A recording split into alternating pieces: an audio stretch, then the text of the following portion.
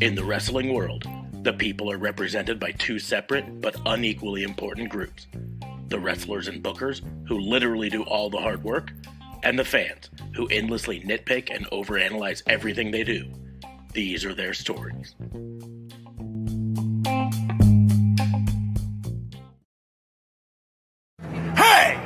It's Warhorse, and you need to shut your mouth, open your eyes, and clean out your ears, because it's time to listen to the Raw and Order podcast. That's right, they're bringing you the best in all that meaty podcasty goodness in one, what is it, an hour? Two? Who cares? Who gives a shit? You need to listen to it right now, or else Warhorse is gonna, roll your ass! Yeah! Welcome to another episode of Raw and Order, the Wrestling Booking Unit, the only wrestling podcast on the planet, doing a live snap review of AEW Revolution a day after it aired because of reasons. I am your host, Detective Mark Smarks, and I am joined, as always, by my partners in crime fighting. Starting off, District Attorney Vincent Cafe. What's going on, man? How are you? All I can say is that I hope this app works better than Bleacher Report did in North America or in the United States, because holy fuck balls did I have some issues with Bleacher Report. I at a theater, and but they kept advertising, talking about on the brand new Bleacher Report app, and I was like, that's never a good thing. No, to be a brand new version of an app right before a big pay-per-view. Never. Also joining us from up north, who probably had a better stream situation, JLB, what's going on, man? How are you? It goes good. I got my little stream on Fight TV, and perfect. No issues whatsoever. I mean, in fairness, my stream was perfect because I was in a theater and I got to see it on a 30-foot screen. That's fair. I would have ordered it on pay-per-view, but I honest to God didn't know how my pay-per-views worked on my TV. I gotta be honest, like, when the streaming works, right, it's great because you do the stream and then you've got replay capability, whereas you don't really have that on traditional pay-per-view. And you don't have that when you go into a theater. That was my thing. I said to my coworker at work, I was like, the only thing is I got to go home now and I got to watch Raw, but I don't want to watch Raw. I just want to rewatch the pay-per-view from yesterday, but I can't. Which I could have done, but I had a podcast to do tonight. So I literally... don't you dare blame it on the podcast. Oh, I thought you were saying that's why you didn't rewatch it. Sorry. It is. Okay. I was prosecuting a murder today, and the prosecution of the murder was Bleacher fucking Report. Yeah. And so I had to work late to research Bleacher fucking Report. Every fucking time I have to do it on Bleacher Report, it's shit. If they would let me have Fight like they did the last 3 times, it would have been fine. But no, it's Bleacher Report. So there's a lot of speculation. It on Fight though. I feel like Fight. They've done Fight occasionally, but this recent time, no problems. Yeah, this time it was not available in America on Fight. I am gonna pay. Fight was just a non-US thing. Okay. I'm gonna pay $12 a month to get a VPN, which I should probably have anyways. Right. And I'm going to pay $12 a month to get a VPN just so I can fucking order it on Fight. Well, what I was going to say is, if the dirt sheets are correct, this might be the last time that we have to order it on Fight. Bleacher that Report. It won't, or on Bleacher Report, because it'll probably be starting on a streaming service before the next one. A lot of the reports were they were really close to a deal with HBO Max, but they did not want to announce it until after Revolution because they didn't want it to potentially hurt. Well, and that gives them a chance to try out, hey, Dynamite's also on HBO Max tonight. Mm-hmm. Hey. Yeah, that's the deal. Work out the kinks with it. Which is exactly what WWE should have done with the Peacock thing. Peacock. Wait. Both. You're telling me the WWE rollout on Peacock was a shit show? It was as much of a shit show as last night was. It fucking sucked. I seriously have no clue. I mean, I know that Hangman won, but I have no fucking clue how that match went. No, it was fire. Oh, I'm see. sure it was. I'm also So- absolutely certain. There's But other ones before that we were get fired. into all of that, let's get our WWE paperwork out of the way. 4 final packs. Which one are we The doing? one with AJ on the front. They all have AJ on the front. Dipshit. Back 2. Pack 2. Okay. Tupac. Hey. As I throw one Yeah, of the mama. on the floor. Let's see. See if we get anything good. I got so fired up, I'm going to take myself off stream for a few minutes. That's what I'm going to say. I'm infuriated, man. First And then, of course, up, you wait for the stream. Cedric Alexander. All right. I'm What's not up, mad. Seti? No real complaints. Second up, Eric of the Viking Raiders. Still around for now until they decide that Ivar is the more entertaining one. Still around. Oh, no. I think this is technically a rookie card. So who is the Tucker of that group? Xia Li. But the reason Back I in say NXT. it's got gold foiled numbers on it, 75 of 99. Oh, you might have a special card there. Yeah, so the first of the 2 Allen and Ginter ones. Oh, nice. Oh. Not with the company. Well, no, the Fiend is still with the company. It's just inhabiting Touche. Alexa Bliss right Yeah. now. The second Allen and Ginter. Retired. Yeah. Still a pimp, though. Still a pimp.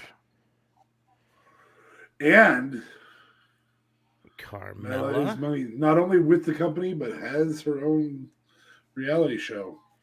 And then the final one, still with the company, Jimmy Uso. Oh. Although, in fairness, That is day one issue to Usos. yeah, well, and in fairness, one of those Usos probably should have been fired half a dozen times over, but I believe it's Jimmy, isn't it? That had the... yeah, I think Jay was the one that was behaving, and Jimmy was. Oh, it was one of the twins. I'll tell you that much. It's the one that's married to what's her name? Naomi. The DUIs. Yeah. Yeah. Yes, who doesn't deserve better? Anyways, we will get on to our AEW Revolution review.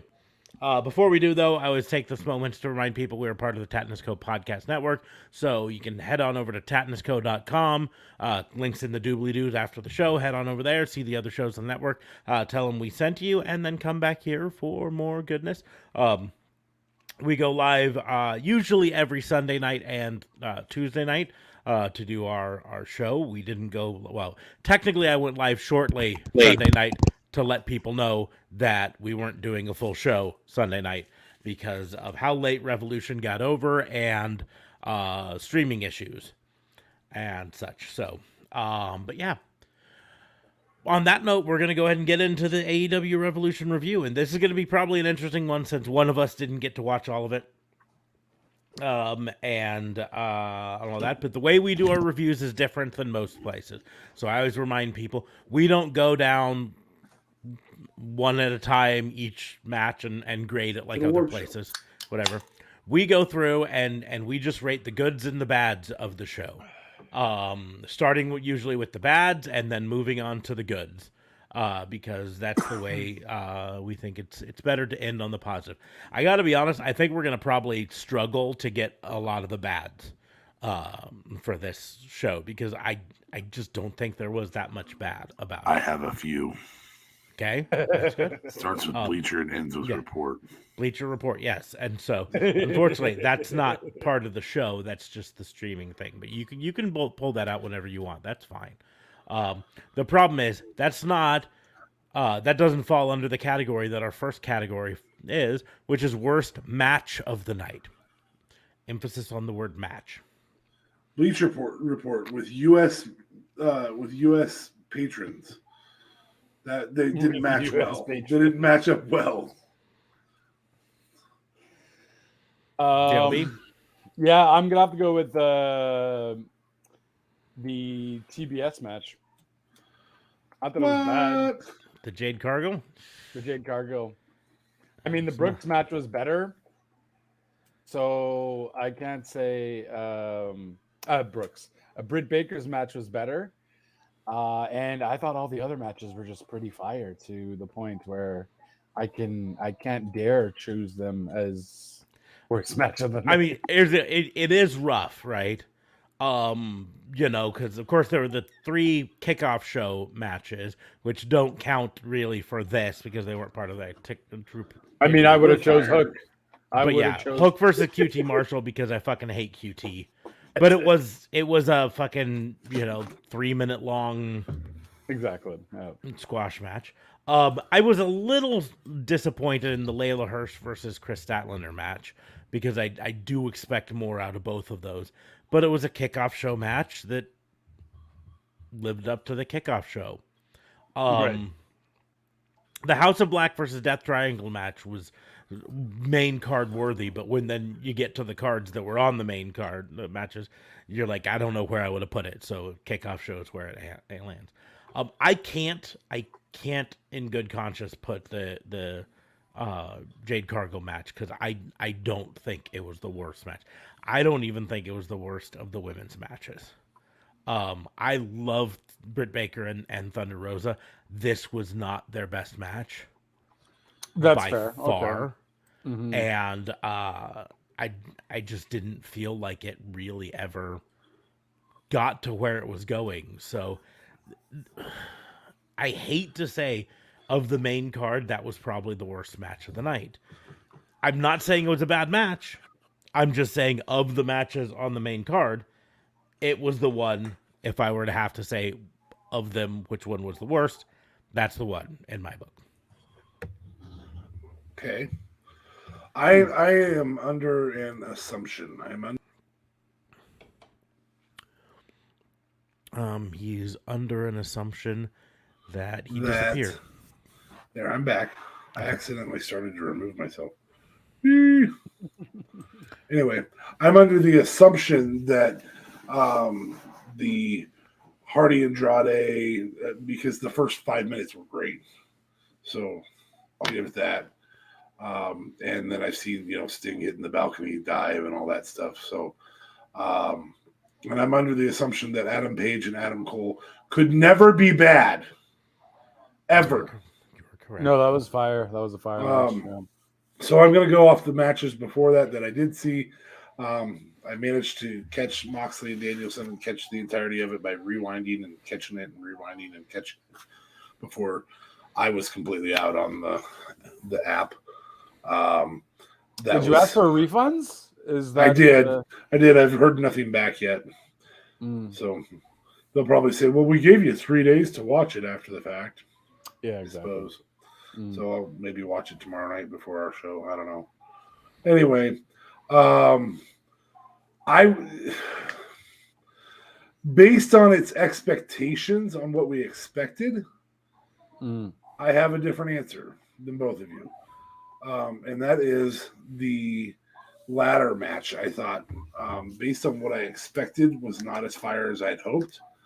And same with Moxley and Brian Danielson.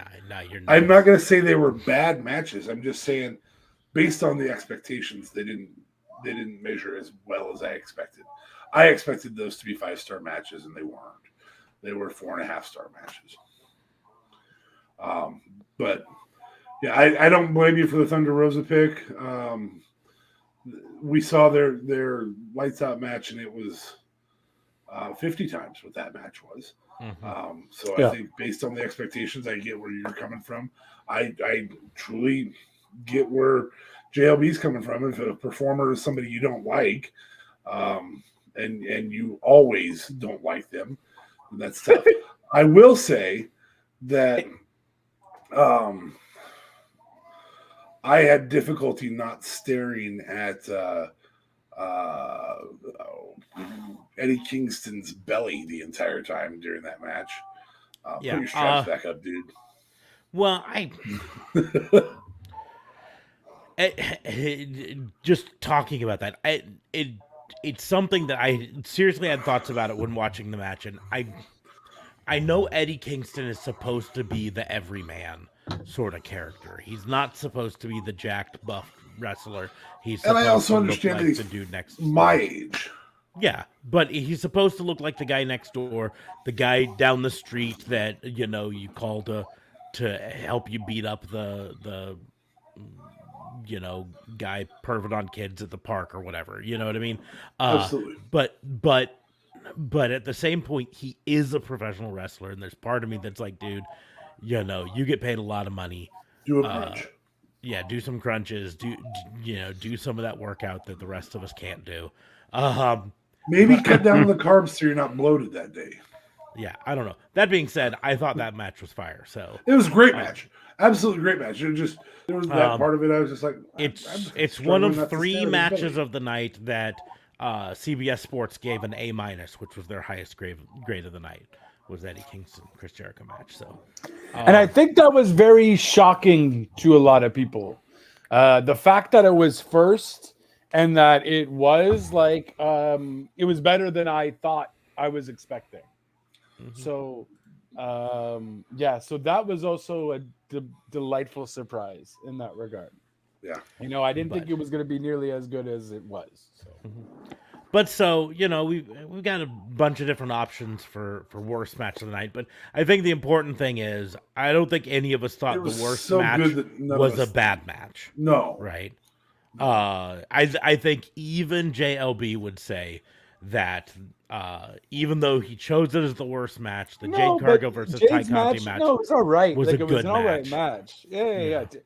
It was an all right match. It's just from what I've seen, and maybe I have to go and watch the Britt Baker match when it's alone, as opposed to when it's before. It's right after the CM Punk match, which I was already super stoked and excited and on a different level of excitement that it didn't necessarily bring me down.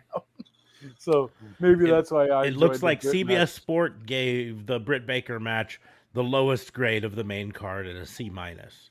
Oh, okay. So, although some of it to me might have just been the amount of interference towards the end of that match that really kind of bugged me. But they were telling a story. Twice during that match, you had either visual pin or visual submission on Britt Baker by Thunder Rosa that didn't get counted by the ref because the ref was distracted. Right. And then Britt Baker sneaks out the win in the end. But it's still, even being the worst match of the night, it was still better. Where the fuck was Jamie Hayter to do her job? Like, why does Rebel have to do all the distracting and Jamie Hayter just stands there and does nothing? Jamie Hayter did some stuff on the outside. Well, she threw in the title when Britt hit the stomp. Jamie Hayter is the muscle. Rebel's the distractor. That's kind of the role there. My question is, where the hell was Mercedes Martinez? Yeah, that was my question. I'm like, why is she alone in this? Why isn't no one? Yeah, why isn't Mercedes coming out to help her? But anyways, we're gonna go ahead and move on to the next category: most predictable moment of the night.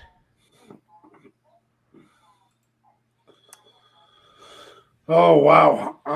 Predictable's a little tough because a lot of the stuff that I would have predicted for this night was not accurate in the end. Yeah, I never expected to see like a ladder ripped in half. Yeah. I mean, it's not like they've done that spot before. No, I think that's never been done that I've ever seen. I mean, except for when Wardlow came out and just ripped it apart by himself. But not Wardlow, Brian Cage. In a match, I mean. But so anyway, no,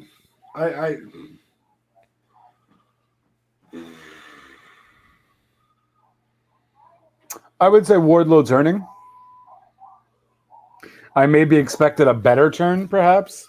I don't know. I think they worked just past that. I think they actually worked just past that. I thought it wasn't going to be the time he was going to turn. Yeah, I kind of was on that page where it's like there were so many times where he should have done it. I thought he was going to do it. That I was to the point where I was like, I just don't know anymore. Right. However, I liked the way they did it. Personally, I liked the coyness of, oh, I'm gonna give you the ring. Oh, I don't know where it's don't know at. where it is. Did I forget the ring somewhere? Oh, geez, I don't know. Jericho not shaking hands. That's the most predictable moment. I mean, I think that does solidify the heel turn for Jericho. Yeah. And I think that's what we were kind of. And I think he knowing kind of was gonna acted come. like he'd hoped he could do it, and then he can't. I just can't bring myself to shake this guy's hand. Mm-hmm. Okay, dick. Yeah, straight up. So I'll say Jericho not shaking hands. I do know I have a prediction as to what we will say is the most unpredictable moment of the night, but I'm not going to say it right now because I'm going to wait until we get to that.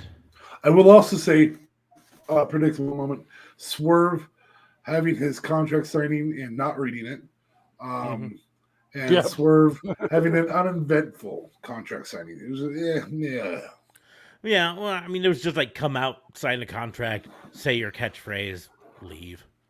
By the way, whose house? Really in a Swerve's house. Swerve's house. No. Whose house? Whose house? Swerve's house. Swerve's house. I mean, when you're in a theater with like 20 people in it, no one really wanted to say Swerve's house, and so that's a pretty good sign that it's not going to be that eventful. Yeah. Well, I mean, they were chanting it. Yeah, in the place was, but it's like at home, you know. No. I'm gonna say, in my opinion, probably the most predictable moment of the night was the fallout between Red Dragon and Young Bucks. But that didn't come as nearly as much to fruition as it didn't come as much, but it still was a storyline in that match where, you know, Matt Jackson tries to pin Jungle Boy and Kyle O'Reilly stops him and says, "No, we had a truce," you know. And then later, Kyle O'Reilly tries to pin someone, and Nick Jackson stops him, you know, and it kind of fell apart there. So, but we knew that was going to happen. In fact, quite frankly, that was part of the reason they made it a triple threat. Is so Jurassic Express could win. They made that a triple threat. Well, Jurassic Express could win, and retain. And they can face any number of people. Yeah, but they could have this feud off title. Yep. Well, that's the odds, and they could win and retain without like truly beating either of the big teams, right? Right. Because now both the Young Bucks and Red Dragon could say, "Well, we would have won if it wasn't for the other one." Right. They also did. Now, this is not Revolution directly, but on Being the Elite today, there was a scene where Adam Cole is sitting down,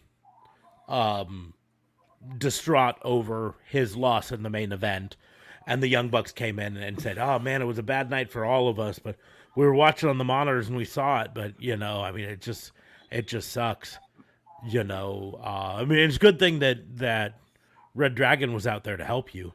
And Adam Cole sat up and said, "You know, I kind of wish you guys would have come to help me. Where were you?" And then he walks away. So setting it up even more for the fallout there, that, you know, they didn't come out to help Adam Cole in the main event, but even though Red Dragon lost earlier in the night, they still came out to try to help Adam Cole in the main event too. So, moving on, botch of the night. I think this is going to be a tough one for us to really talk about, because there weren't a ton of what I would call botches. Or if there were, they were in a way that I didn't see them. Like, they weren't super obvious. The only one that I'll kind of throw out there that was kind of a botch was during that Face of the Revolution ladder match. There was a moment where I believe it was Keith Lee threw Orange Cassidy out of the ring. Right. And he overshot. He threw him too far out of the ring, and he overshot the people out there who overshot the people. Right. And apparently reports have it that Orange Cassidy injured his shoulder in some way on that fall because of that. So that's kind of a botch, but I don't know. That's about the only. I guess there's one other that could be a botch, but I'll see if either of you guys bring it up. Botch of the night. So I don't really know of any botches per se. I will consider this a botch with CM Punk fucking flinging his chain around when he wins. It almost hit the poor doctor guy that was in the ring. And the ref almost got hit by it too. Like, who the hell does that? Well, match and everything, it was in but reference to the way who was it? One of the previous Piper or Valentine did it, or not Piper or Valentine. It was a different one. The previous person who did a dog collar match, he celebrated the same way. I'm trying to remember. They even kind of mentioned it on commentary, but that's fine. DFA, did you have a botch of the night? Bleacher Report. Okay. Aside from Bleacher Report, did you have a botch of the night?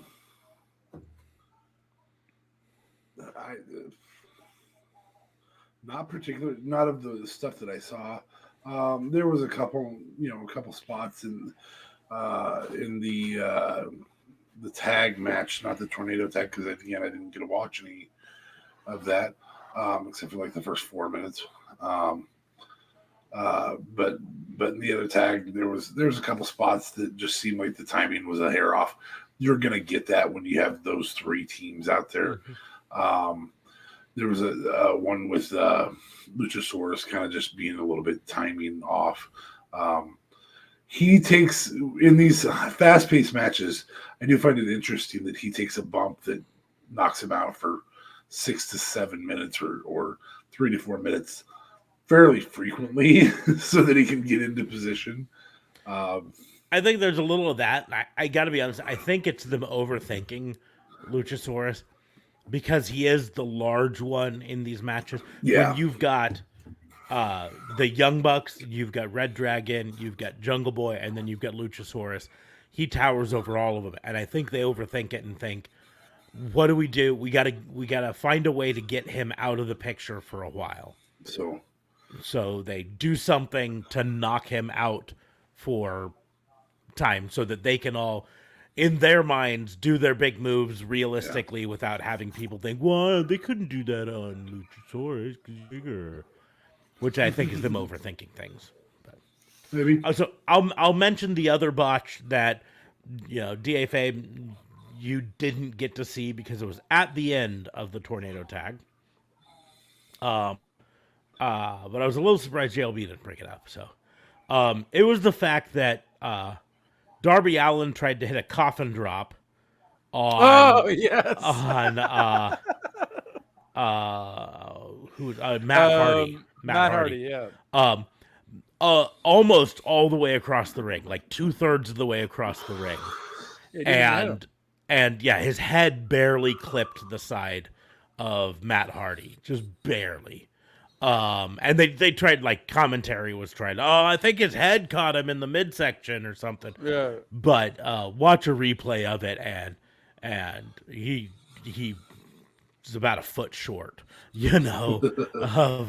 of hitting Matt Hardy. And so that's a botch there. That's at least worth talking about.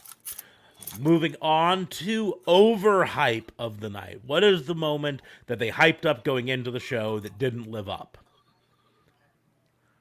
Bryan Danielson versus Jon Moxley. It was not a bad match. I'm not saying it was bad. It just was hyped way beyond what the match was.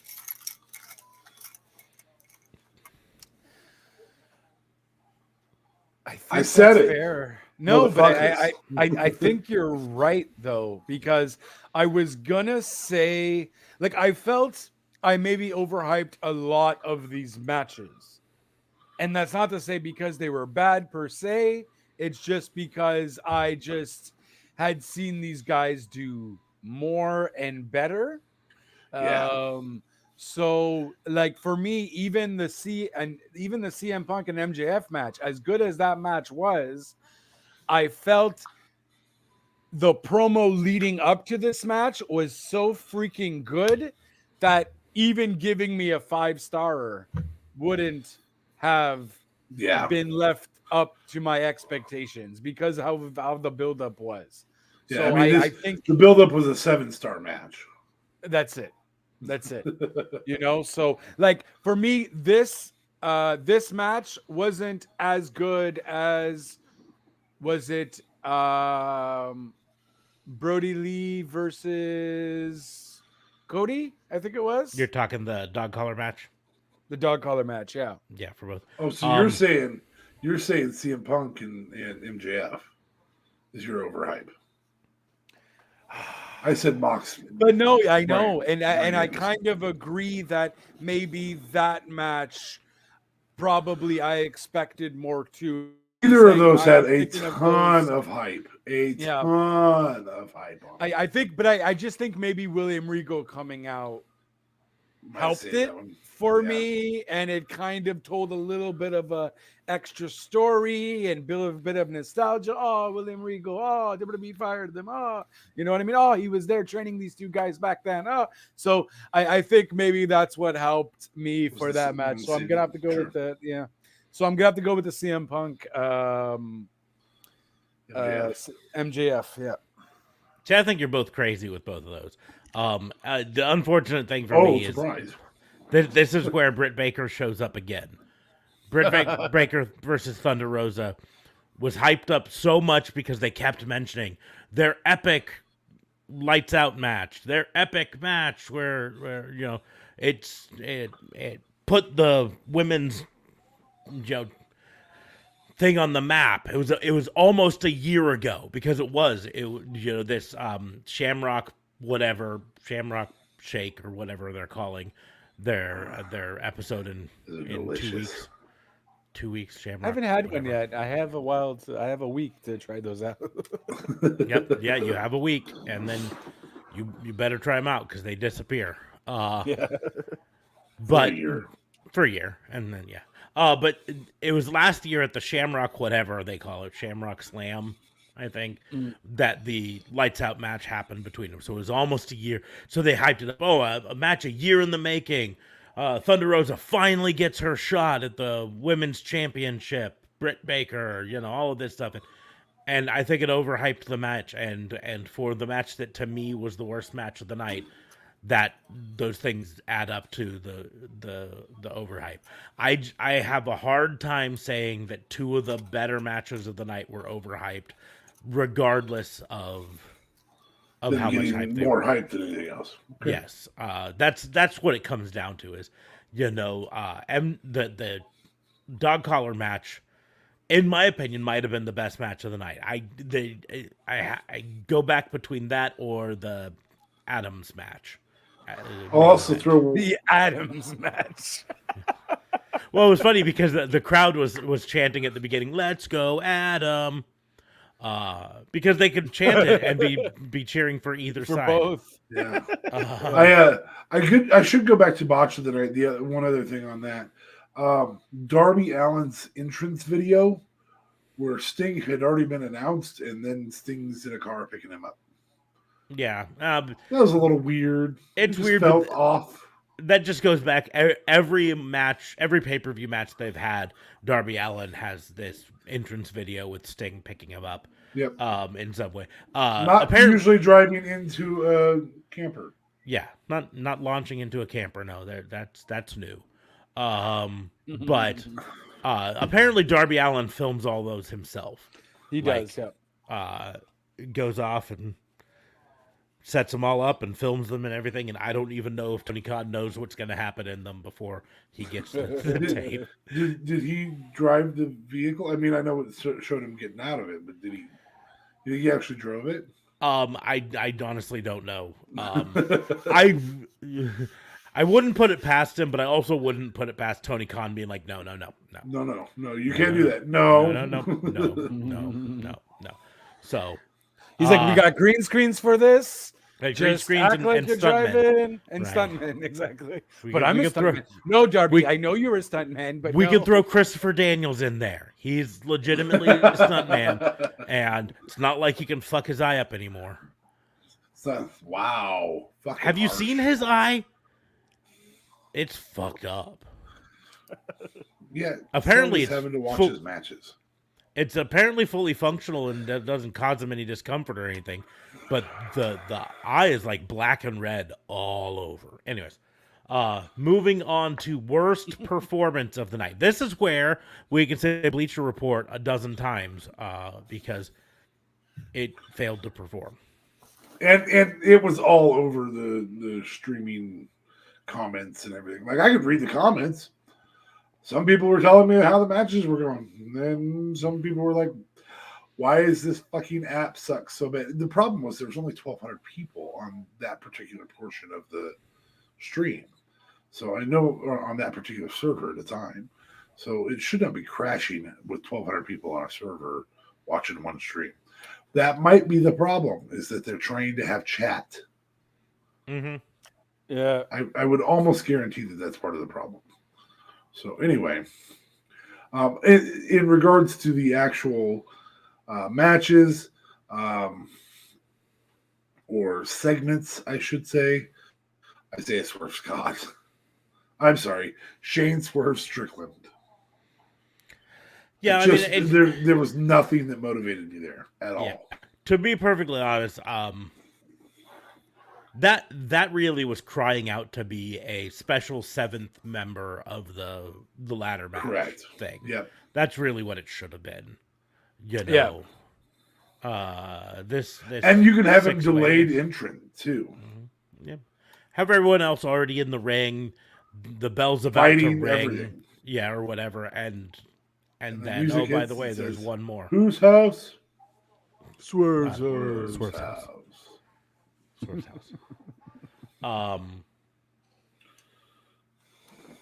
So yeah, I mean, I wouldn't necessarily disagree with that. I don't know, worst overall performance. That's really tough. I mean, Luchasaurus for being knocked out for half the match. Yeah. That's fair. Every third. I mean, spot.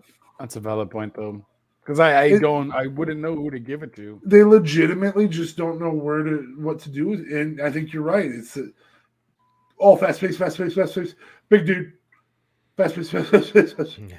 Big dude. Let's get the big dude out so we can do a bunch of fast pace again. Worst performance of the night, putting the House of Black match on the kickoff show. But I don't disagree. But then again, about the only match that I would maybe have kicked off the main card would have been the women's title match. And Jeff Hardy not showing up during the I did seriously think they were hinting towards that during that match. Like, yeah. Because he left them again. No? Am I crazy? He left them again. No? No, he didn't leave. He got taken out by Sting. No, right. Matt Hardy was the one who ended up getting pinned in the ring. Right. Yeah. Andrade got taken out by Sting, and Isaiah Cassidy got taken out by Sammy Guevara's crazy ass Spanish fly off the. There was a whole bunch of crazy. Entrance. That match was just way too much for me. I was like, I think I am seriously more so excited for this Scorpio Sky Sammy Guevara match on Wednesday. Like, that could have been last night. The thing is, I think that's going to be big. It hasn't been as hyped as the other ones were last night. So in fact, had it been last night, it would have been the underhype of the night. I say this because it really is. I think as fans, we forget how refreshing it can be to not know what's going to happen in a wrestling match, because we get so jaded that we see wrestling matches and we just like, oh, I know how this is going to end, just over and over and over again. Oh, Brock Lesnar versus fucking Austin Theory. Oh, I know how this is going to end, right? Yes, that was a dig at WWE for their much hyped Madison Square Garden show. But I literally don't know how that match, Sammy Guevara versus Scorpio Sky, is going to end. I don't. No, because it's a year undefeated versus probably the fastest rising star over the last 8 months.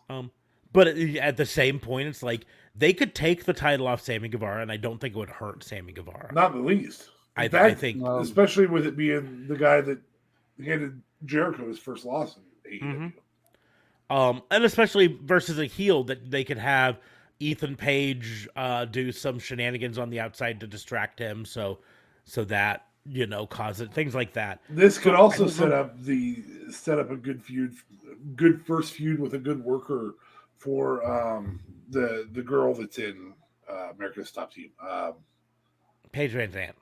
Paige Van Zandt. You can have her feud be with Ty Conti, and Ty Conti can carry her through a match, no problem, and come out and defend her man. I mean, at this point, we can all admit that Ty is. Yeah, so fucking their social media feed is so sickly sweet that I almost unfollowed both of them on Twitter because, jelly bean.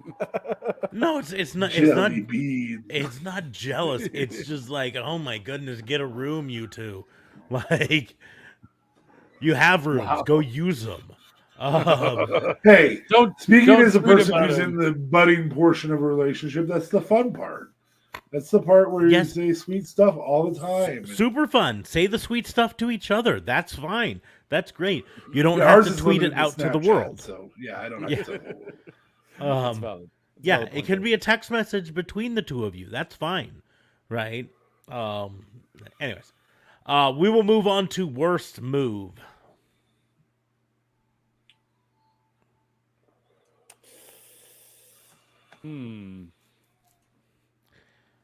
Darby Allin missing the coffin drop on. I mean, yeah. Fucking, But I mean, I know that was under that's botch, also but- very hard. Thunder Rosa going for the lockjaw.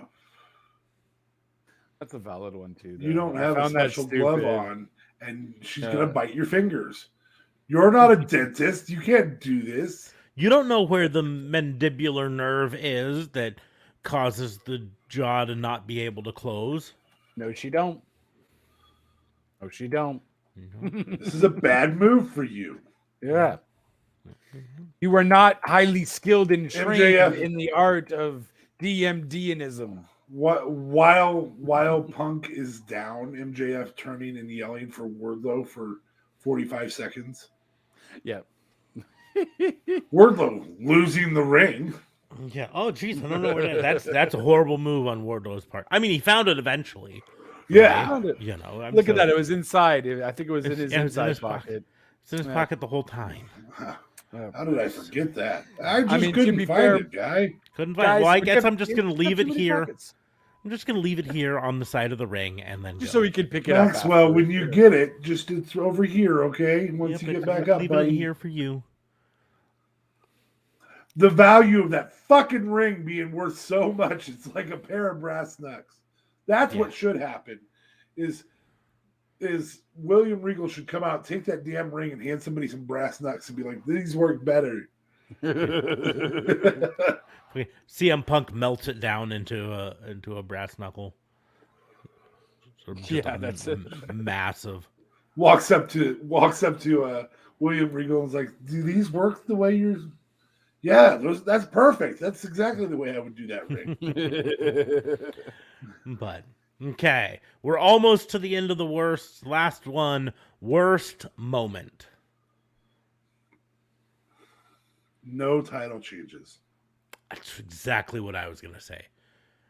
Not a single one. And I think that's why I was down by the show. To be honest with, not down. It was a That good show. makes this show an A- instead of an A. I think it does. Yeah.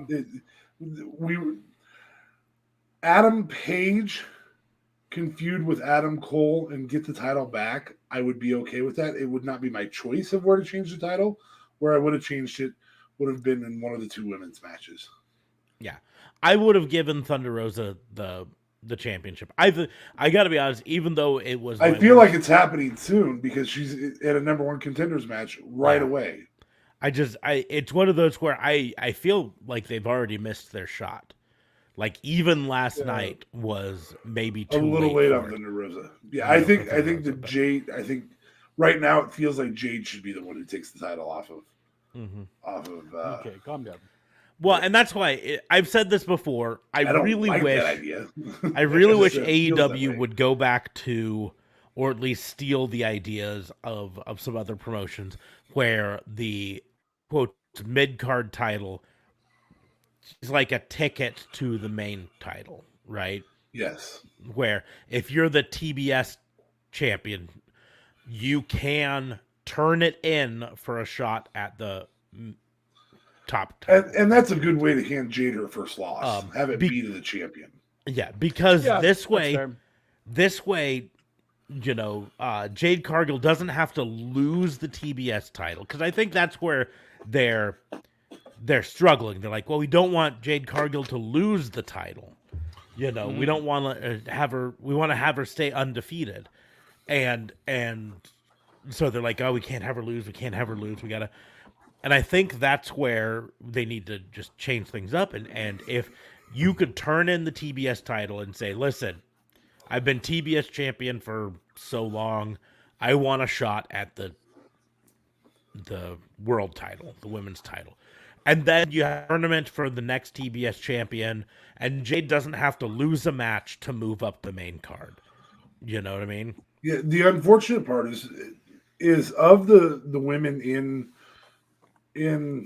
AEW right now, I really feel like the top three that I see as built to be contenders right now, other than Thunder Rosa, who like I said, I think I agree with you that maybe she missed her window, are all heels. Layla Hirsch is a heel right now. Serena Deeb, super heel. Would love to see her be the one who takes the title off of Britt Baker, and Jade Cargill. You can build up Monster Jade without having her win by turning that in. So I think that's an okay move. But I think it was Thunder Rosa's time, and it didn't happen. So they have brought Hikaru Shida back, and she's going to try to get a revenge on Serena Deeb, and then she might be able to be back in the main card picture again as a face, maybe. Yeah. I don't know. So we will then move on. We're getting to the best, right? This is where the good stuff happens. So the best moment of the night, of all of the singular moments, what was the one moment? Doesn't have to be in a match. It can be in between matches or after matches or before matches. What moment was the best moment? Wardlow setting down the ring. Just valid choice. There you go. I also enjoyed Wardlow winning. Both of those were great. Mm-hmm. He was my highlight last night. He was my highlight. Wardlow definitely came to his own. I'm gonna say what I kind of expect is on JLB's mind, but William Regal coming in was the best moment. Yeah, I can't blame you there. Just they're fighting in the ring after the match, and then all of a sudden the camera just pans and grumpy dad William Regal coming down, not the ramp but beside the ramp, like he was just in the back watching, and he's like, I'm gonna come out here, and then he comes out there and he gets right in Jon Moxley's face, and Jon Moxley, like a petulant brother, is like, he started it and everything, and just pops him. The exact thing is the slap on Brian Danielson. And then the Brian Danielson one later. But first the slap, and then kind of like forehead to forehead with Moxley, and then Brian Danielson looking like the smug younger brother going, ha ha, you got in trouble for it and whatever, and dad's angry at you, and the dad coming over and pop. And then standing there and saying, now do what's right and shake. Yeah. Yes, Dad. Yes, okay. And then they're all both hurt. Is he going to be the guy for ROH, do you think, or do you think he's going to be on AEW? The reports that I read today, he's going to be an on-screen character for AEW, as well as utilized backstage. Like Tony Khan has said that he understands the amount of knowledge that William Regal brings to this. And William Regal was legitimately talent scout for NXT. And so having him involved in that for AEW is I just really cannot wait for the time that he says, we're going to resolve this the only way Blood and possible. guts. In blood and guts. Guts. And all of us going, it sounds better with war games. Yeah, war games just- But the reports on Ring of Honor are still like basically nothing's really solid. You know, Tony had to keep it so close to the vest that he couldn't really talk to almost anyone about it. And so he doesn't have like a real solid plan of what he's going to do yet. But the reports have it that his plan is to have it as effectively the NXT for AEW, a developmental brand that's going to run separate. May occasionally have crossovers from AEW, but will run separate. Also, a really great way to do. We've talked about this previously with WWE. A full brand split. Having a break brand. Mm-hmm. Okay, you need a break. Like it's Moxley's struggles not being something you go and just take a break from. But as an example, somebody gets injured, they can do their rehab and do a couple matches from the injuries. Rehab for injuries, not rehab for rehab. But or I just need a break. I can't. You don't need to tour for 2 months. Yeah. Go spend some time in ROH. So that's the plan. But as of right now, like all the reports have it, he doesn't have like any solid like crew put together. They haven't even fully, as far as I've heard, made decisions on like what channel it's going to be on or how it's going to broadcast anymore. You know, I mean, it's no longer owned by Sinclair, so we're going to assume that Sinclair is not going to continue to broadcast it. Or Sinclair might ask, hey, if you want us to continue broadcasting it, give us money. You'll still be at midnight on Saturday. So we don't know much about it. The only person, to be honest, from all the reading I've looked on it, the only person that it's been confirmed Tony talked to about buying Ring of Honor was actually Bryan Danielson. Like, he apparently pulled Bryan Danielson aside and said, I've been really thinking about buying Ring of Honor. Do you think that it's a good idea? What do you think I should do with it? Sort of a thing. The library is worth it. But I'm going to go off topic a little bit and give JLB and his co-host on his other podcast hell for the other This night. was all me, I feel. No, I think I made the statement. Well, no, it was your co-host. I can't remember what his name is because I came in a little late. But because he wasn't understanding what I was saying. I was in the chat trying to do this because he was like, I don't know why you'd pay $40 million for Ring of Honor. That's the reported thing. Although some statements say it's as little as $20 million, and some say it's up to $40 million or whatever. And he said WCW sold for only $15 million, and WCW had a bigger catalog and all of this stuff. Inflation adjusted. And I go, that was in 2001, and I mean that was 21 years ago. It means WCW was worth about 3 times what ROH is, inflation adjusted. Yeah, inflation and that might be fairly accurate with the WCW product that existed at the time. Yeah, but on top of it, and this is what I was trying to get at, is WCW sold it sold for $15 million, but it had an offer for significantly more than that they specifically chose not to take. Time Warner, at the time, sold it for less than the best offer, right? That'd be like if you had something, and I said, I'll buy it for you for $30, and you said, no, I'm going to sell it to D.A. Fabe for $15, right? They specifically chose to sell it to Vince McMahon over selling it to Eric Bischoff and his company because one of the deals with Eric Bischoff's company was that it continued to air on Turner for a certain amount of time. Yes. And Turner wanted to cancel it. So they chose to take less money for the deal than they could have gotten out of it because they didn't want to continue airing. But the biggest part of it was WCW sale was pre-streaming. In 2001, no one thought about streaming media being something that people actually paid money for, right? In this day and age, streaming media is all the thing. If the sale of WCW were to happen today, the catalog alone would have been worth 40 million, you know? Oh, probably closer to 100. Yeah, because of that. Then my other point was WWE is getting $200 million a year from Peacock deal, right? $200 million a year. Even if, let's just say Tony Khan spent $40 million on Ring of Honor, right? And even if he only gets like a minimum deal off of streaming, he's still going to get probably at least $10 to $20 million a year off of HBO Max or whatever thing he ends up streaming, which means in 2 years, that streaming catalog is paid for itself, right? Yeah. And that's even if he takes a minimum deal. I think even if he paid $40 million a year, that streaming catalog plus the AEW current product plus the Ring of Honor current product that he brings back, it's easily worth a $40 million a year or more deal with the streaming company.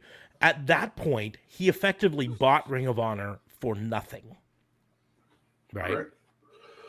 Also, Ring of Honor, I would bet sold to not the highest bidder because I'm pretty sure Vince probably offered more. Reports have it that Tony Khan came in with the bigger offer. That Really? Vince McMahon, that WWE was in negotiation to buy it, and that Tony Khan just came in and said, "What's their offer?" Boom. Because Tony Khan himself is worth $7 billion. No, and I don't disagree with that. My thoughts were Vince understands the value of a library. Mm-hmm. That is one thing he does understand. Now, the only thing that might play into your argument there is, for like I said, every report I've heard is Tony Khan came in and offered more than WWE was currently offering. However, the reports also say that WWE wasn't even aware that Tony Khan had entered the game. So they were negotiating to buy it, thinking they were the only ones negotiating to buy it.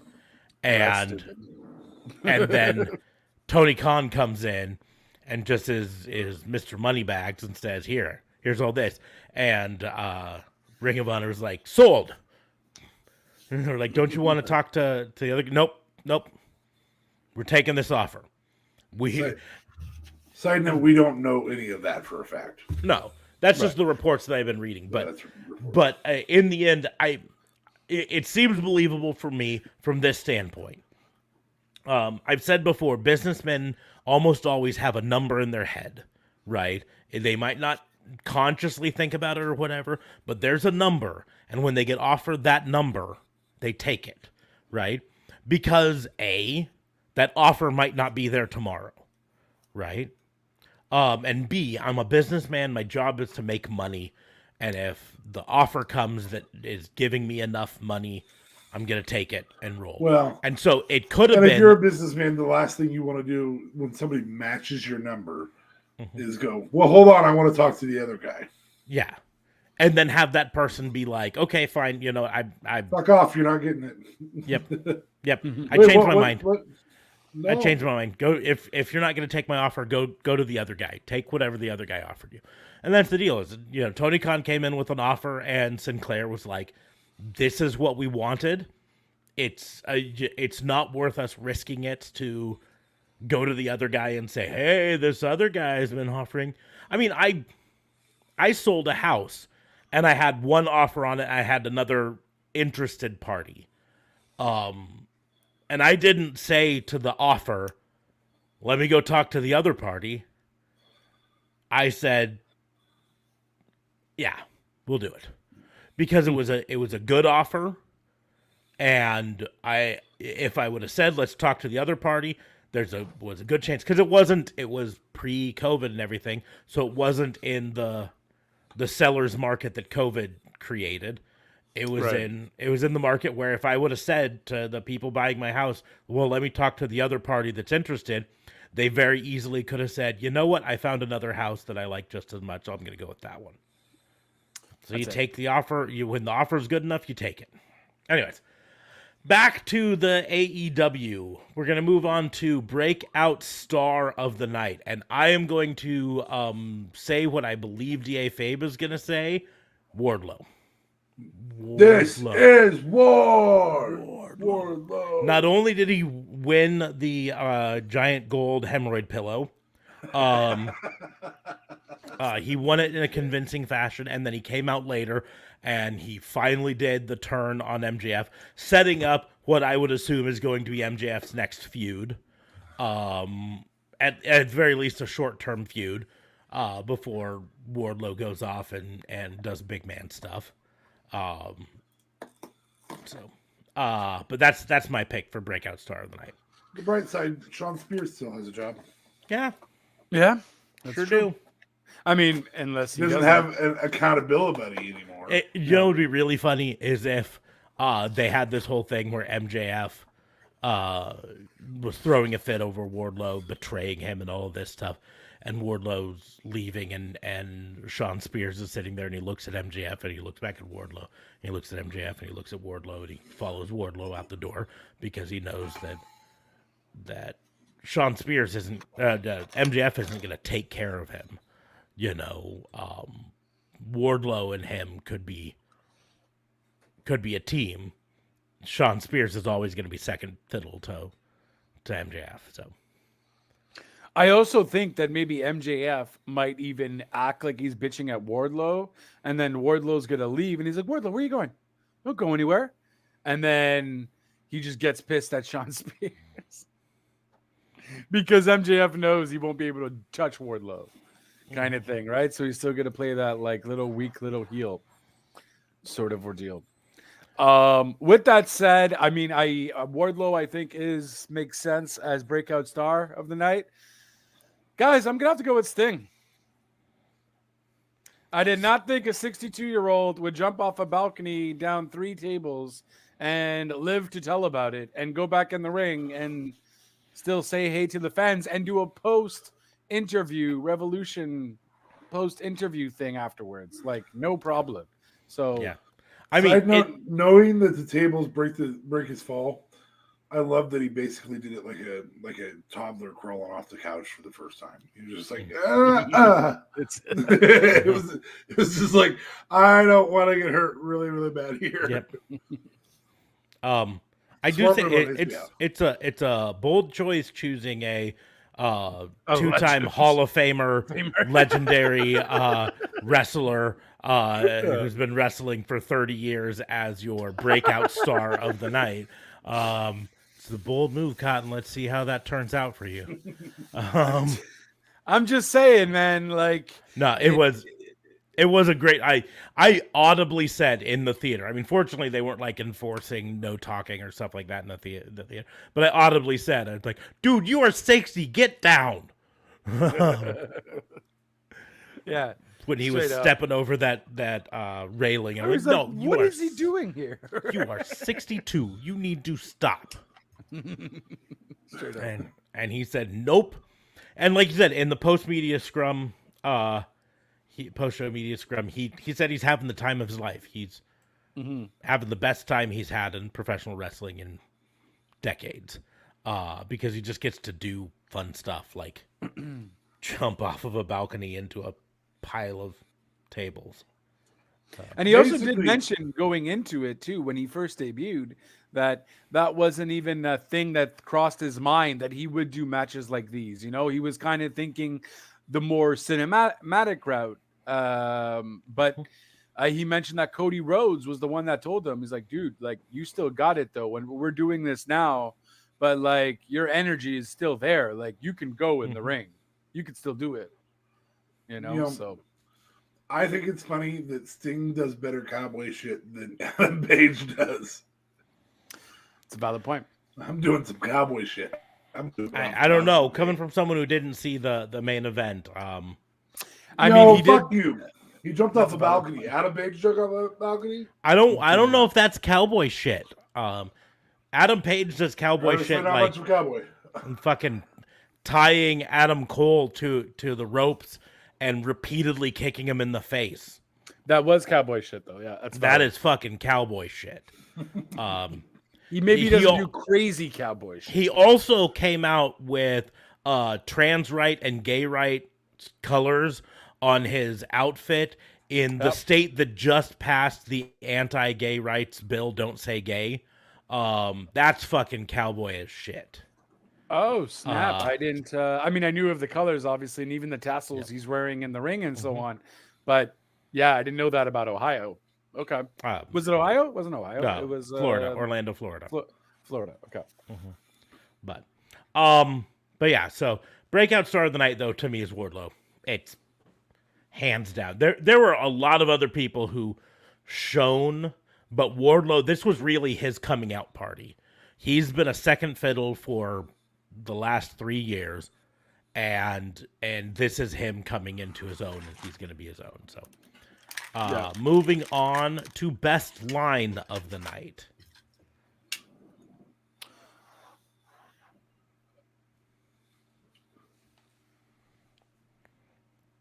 I felt like there was one, and I remember laughing at it.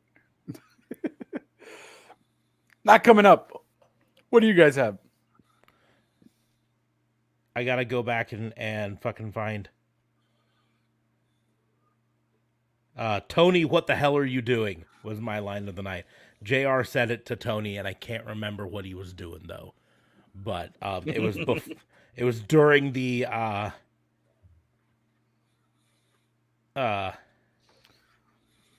it was during the Bryan Danielson match.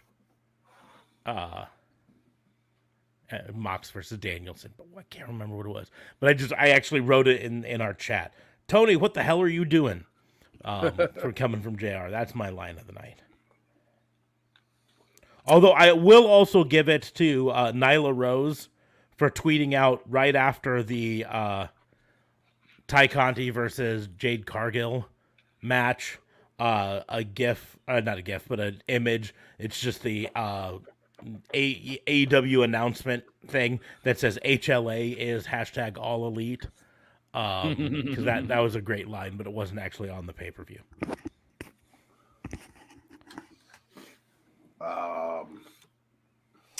Yeah, I don't honestly remember any epic lines. I was too busy concentrating on the matches rather than the commentary. Jade Cargill yelling at her manager. That's what I'm going to go with.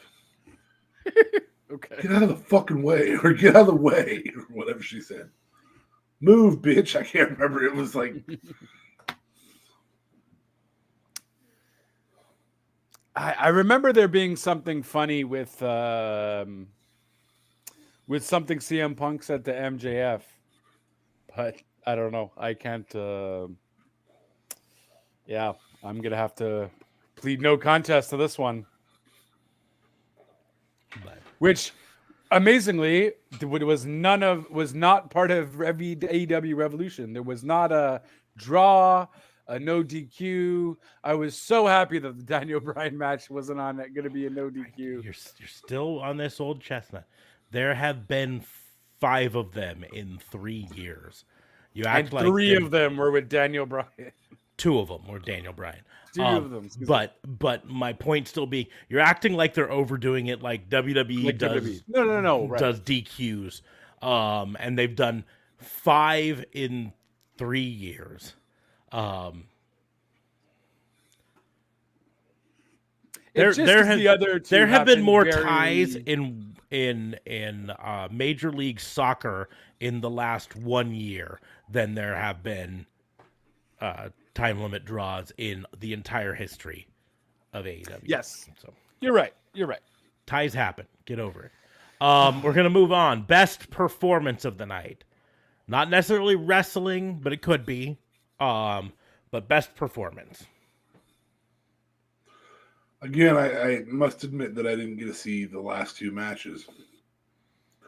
So based on what I got to see, fucking CM Punk. Blood just pouring out of that motherfucker's face. And I mean, more so than they had to legitimately be checking him for too much blood. Mm-hmm. Because the doctor was actually more involved than he was when Dustin was cut. Yeah. This was a bloody night because CM Punk bled, MJF bled, Mox bled. I feel like there was someone else who bled. Also, Aubrey Edwards pushing Brian Danielson back. Getting a little chippy. I was like, yeah. Fuck yeah, Aubrey. Had a girl. Yeah, you do it. You do it. Yeah.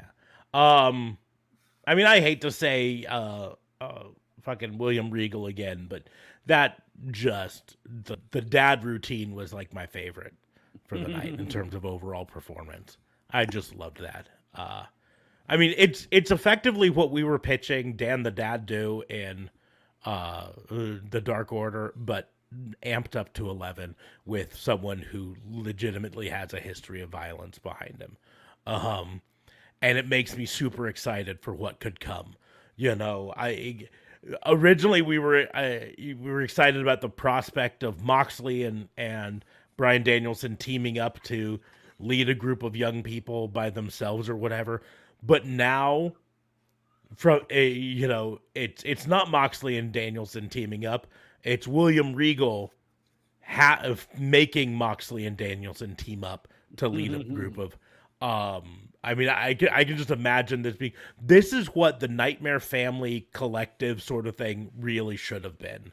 You know, when they brought in QT Marshall and the Nightmare Collective. Right? No. You bring in fucking William Regal. And you say, we're teaching these people to be killers. Right? Right. I'm going to have to go with the referees. The amount of blood-stained ref shirts that I have seen on this pay-per-view and how these referees were still so on point, still professional. Aubrey with the pointing, with the shoving back at Daniel Bryan. Yeah, I guess I'll give it Bryan Danielson. As Danhausen says, Brian Samuelson. Brian Samuelson. Danhausen! He could totally be. What is it? Didn't he show up in... He sure did. He showed up and cursed. In fact, he sent out a tweet and he said, Wardlow,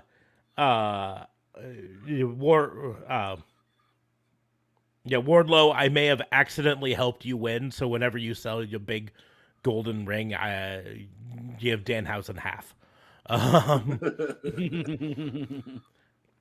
I will point out an important point to note on the Danhausen appearance. The last 2 times he's appeared, he's actually been wearing his ring gear, not just pants, right? The previous times he was wearing pants and then his shirt. Now he's wearing his ring gear and his shirt, which could be a sign that he is close to being cleared to wrestle, and we might have an actual in-ring Danhausen appearance soon. Is he not cleared to wrestle? He broke his ankle in November in a match at Ring of Honor, and so he's been out for that up until now. So he's probably pretty close, though. I do want to say honorable mention, performance of the night, the ring crew for changing out the canvas at least 3 times in the night because of bloodstained matches. Because, that... And very fast time. Very fast. So fast you didn't even see it, but, going out there, because, like, after the CM Punk match, I was like, holy shit.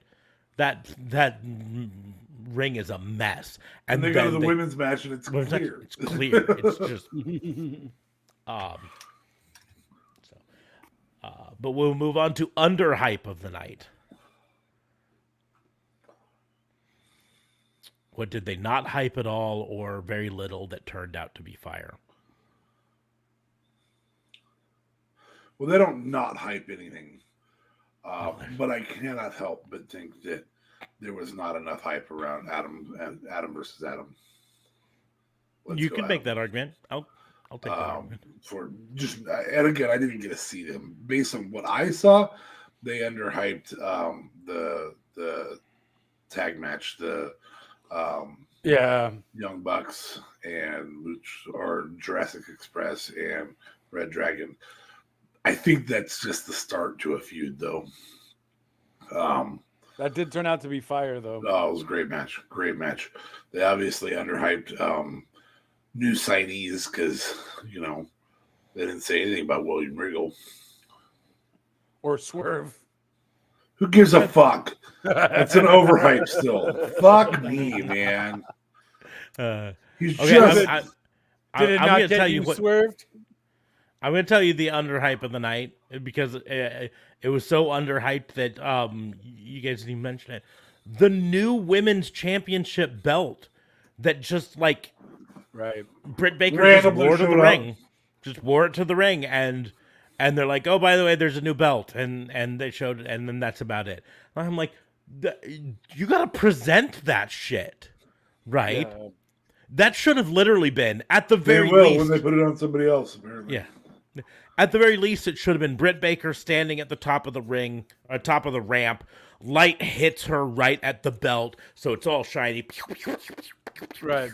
And dramatic music. And all that. That's what they should have done. But no, it's like she just walked into the ring, and I'm like, wait a second. I think that's a different... That's a different belt. And then I realized it on Twitter. I realized it on Twitter because on Twitter it showed up right away. Yeah. And I'm like, oh, it is a new belt. Now it's in a side note, it's fucking fire. It's a phenomenal belt. Oh, it's really nice. It's everything the AEW women's title should have been from the beginning. Number one, it fits the theme. The old one didn't really fit the theme of the other belts, right? Right. It was these weird little eggs and they were tiny and they didn't fit and everything. And this one looks kind of like a female version of the men's title. It's different shapes. The men's title has the kind of jaggedy edges that fit together and this one's straight, but it's still a fairly similar overall. It looks like a world title. It looks like a world title and it's not tiny. It's the right size, and everything. It's great. So that's my underhype. Why I thought maybe Britt would have lost. Yeah, I was worried about it because the last time they debuted a new title, it was Hikaru Shida who lost it later that night. Right.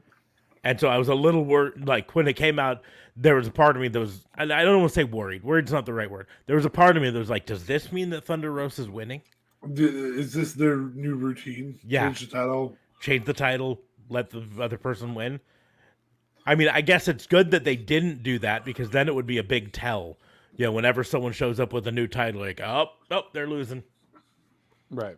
But okay, here's where I think we're going to have a lot of potential options. OMG moment of the night.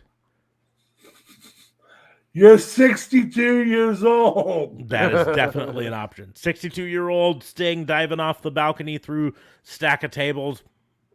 I mean, we can't take something from Sammy Guevara though. Sammy doing the Spanish fly off the entrance ramp through tables. How is he not dead? Who went off by the announce? Hobbs and during that match, there Hobbs and Keith Lee. That was crazy. My OMG moment of the night is the one that I think it is getting overlooked, but it's Orange Cassidy in that match when he had the ladder on his shoulders, and then when he climbed up on the ladder and then reach up and grab the title. Yeah, and I think it was Keith Lee and Wardlow grabbed it and pushed it up. I think it was Keith Lee and Wardlow. Yeah. And he held on to it and then skinned the cat up to the top of the ladder and tried to stand up to grab it. And then ended up crotching himself on the ladder. But that moment there when he went up, I'm like, holy crap, is he gonna win this way? So that was my OMG moment. I believe this was on Revolution. There was someone. It's the second time he did that. He tried climbing on the people earlier in the match, and he did it in the Brian Cage version of the same match. Mm-hmm. When he held on to Brian Cage's back until he got there was also a moment earlier on in it where someone was like holding a ladder, like getting ready, and he came and he was climbing up the ladder that someone was holding, trying to get to the top. Orange Cassidy was all over the place in this ladder match. I believe it was in this match too, but didn't someone go through like the ladder? Yeah, Ricky Starks dove from the ladder ring post for a through the spear. ladder to spear. I can't even remember who he No. speared. Like that Might is have been Cassidy, OMG might have- moment galore. Though when I saw that, I'm like, what the? That's what I was saying. This OMG moment, there's a ton of them. I mean, we could pull up almost any of the matches and be like, oh, here's Man, the OMG moment. I am gonna rewatch this tomorrow, and I swear to God, I'm gonna be editing it at the same time, just for all the OMG moments, because there was a shit ton in like each match. Yes, like literally every match. Now had I will OMG say, moments. on the Orange Cassidy front, if they do continue to have him try to get the hanging ring, he needs to be successful at some point at this juncture. Mhm. And the reason he needs to be successful is the same reason we talk about Kofi getting back in the ring, or any of the other people that they do that with in the Royal Rumble. At some point, that person that has to be part of the reason they win. So at some point, Orange Cassidy's got to get up there, hang from that ring, pull himself up enough to actually unhook the ring, and then let himself drop. Yeah, that's got to be something. I mean, it's a big pillow, so you could put it underneath him and catch his fall. How hilarious would that be if they did that? Another honorable mention, OMG moment, Jade Cargill, at the beginning of that match, just fucking kissing Ty Conti. Yeah, what was that about? That didn't make... It was about throwing Ty Conti off her game, really. Oh, okay. That's what it was. It was a power move. I will also point out that Ty did it later to her. Yeah, Ty did it later to her back, and but Jade Cargill, like 20 minutes after the match, tweeted out, "Surprisingly soft lips." And so that is someone sent out a tweet and it said, "This is this generation's Hogan slamming Andre." That Fair enough. yeah, fair enough. But no, I mean, yeah, literally, you could go through almost any of the main card matches and go, "Oh, here's an OMG moment." Even the Jericho versus Eddie Kingston. Taz picking Ricky Starks over Powerhouse Hobbs. Yeah. Like, you really want... We're not going to have this kind of infighting, but if I have to, Ricky Starks. What? What was with the Ricky Stocks? JR kept saying Ricky Stocks. It was Yeah, I JR. think it's making fun of... It was making fun of Taz for saying Stocks. I'm so late. Okay. It was poorly done. It was not very good. Yeah. But you could go to like the Chris Jericho versus Eddie Kingston match. There was at least one or two. Eddie Kingston pulling down his shoulder straps and everybody going, "Oh my god!" No, the series of back fists from Kingston before locking in the submission and getting Jericho to tap out to the submission. Getting Jericho to tap. Jericho not making good on shaking a man's hand at 52. You don't get other moments like that, bud. Mm-hmm. Yeah. Never get a second chance to make that impression. Jurassic Express versus Red Dragon versus Young Buck. I mean, when do Young Bucks have a match that doesn't have OMG moments in it? That's true. Just continued those. We mentioned the ladder match. We mentioned the Jade Cargill wasn't versus there a Ty moment Conti. that in the Young Bucks match, I thought there was a high-low done by on Luchasaurus. Kyle O'Reilly still got the low, but I think one of the Young Bucks got that on it. I believe so. There was a large, like the story they told at the beginning was Red Dragon and Young Bucks were working together most of the time and doing stuff, and then it fell apart at the end. CM Punk versus MJF, the dog collar match was full of fucking even just the holy shit, CM Punk's gonna bleed out. It was a lot of blood. OMG moment. Oh my gosh, that's William Regal. Mm-hmm. Oh my gosh, he just slapped both of them. Yep. Oh my God, it's Swerve. No. No, nobody got that. No. There's a reason for that. I think it was at Revolution, and I'm sorry, guys. I've been watching so much AEW and thing. I'm getting my stuff confused. There was also like I feel like it was Jungle Boy. He countered someone, and then he kind of jumped over the other person to do a Canadian Destroyer. That might have been Rampage, though. No, But what I think you're thinking, I know maybe you're thinking of a different one that might have been on Rampage. There was a moment on this where Jungle Boy was on the top in the turnbuckle, and he did, I want to say it was like a Hurricane Rana on someone, and then landed on his way down, flipped over and landed and grabbed someone and did a German suplex immediately on him. So it was two moves in a row that were just chained together with Jungle Boy, and that was an OMG moment. Yeah. In the ladder match, was there a not a Spanish fly, it's the dangerous move that Brock Lesnar got hurt with. Shooting star press. Who did that shooting star press in the ladder match? Or was that also on Rampage? No, there was a shooting star press at some point, but I'm trying to remember. It was like a 2-flip shooting star press. It was fucking incredible. I don't think that was in the ladder match. It might have been earlier in the week. Sammy Guevara. Yeah. I thought Sammy... It was probably earlier in the week. It was Sammy Guevara doing something crazy. Wardlow powerbombing Starks off of one ladder onto the other ladder suspended between them. Yeah. At first, I thought that was a mistake. I'm like, oh, no, it's true. Okay, there's a ladder right there. And then he just stands there, just looks at him like, I've been so dominant in this match. I'm the only one. It's how you really want to win a ladder match if you're a big dude.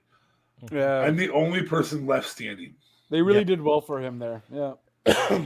And then, because I know DA Fabe didn't get to watch the main event, it was full of those moments. I mean, Adam Cole hit the Panama Sunrise on the floor on Hangman Page. And by the time he got Hangman Page back into the ring, Page was able to kick out at 2. I don't even remember how many buckshot lariats were hit. It was at least 2, but it might have been 3 in there. And then, like I say, the moment, an OMG moment was Hangman Page pulling his belt off of his pants. Rope. Yeah, exactly. And tying Adam Cole to the rope, and then just kicking him in the face repeatedly. I have an actual bam. Texted one that I texted you guys. OMG moment. Jade Cargill dressed as Jade from Mortal Wasn't Kombat. it Katara? No, it was Jade. She wore the green. Anyways, Look but yes, it was. Question. That outfit was fire. Yeah, she did look really badass with that. Yeah. That also is worth pointing out in a potential what was the word I'm looking for? Phrase of the night, line of the night, was when JR said, "She looks like a superhero," and Excalibur's like, "Or a Mortal Kombat character."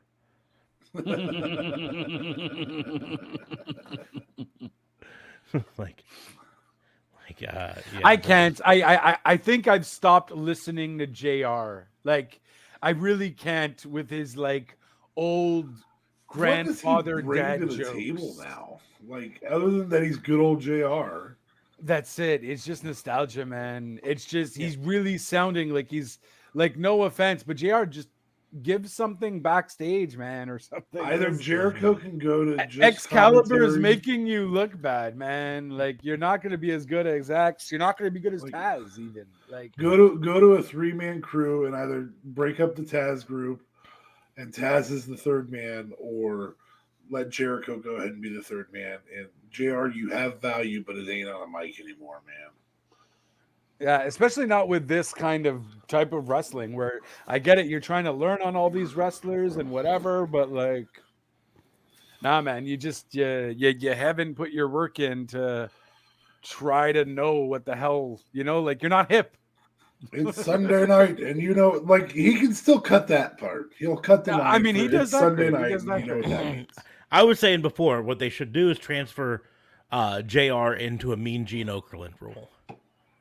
Yeah, like interviewer. I mean, and he'd be better at it than Mark Henry is.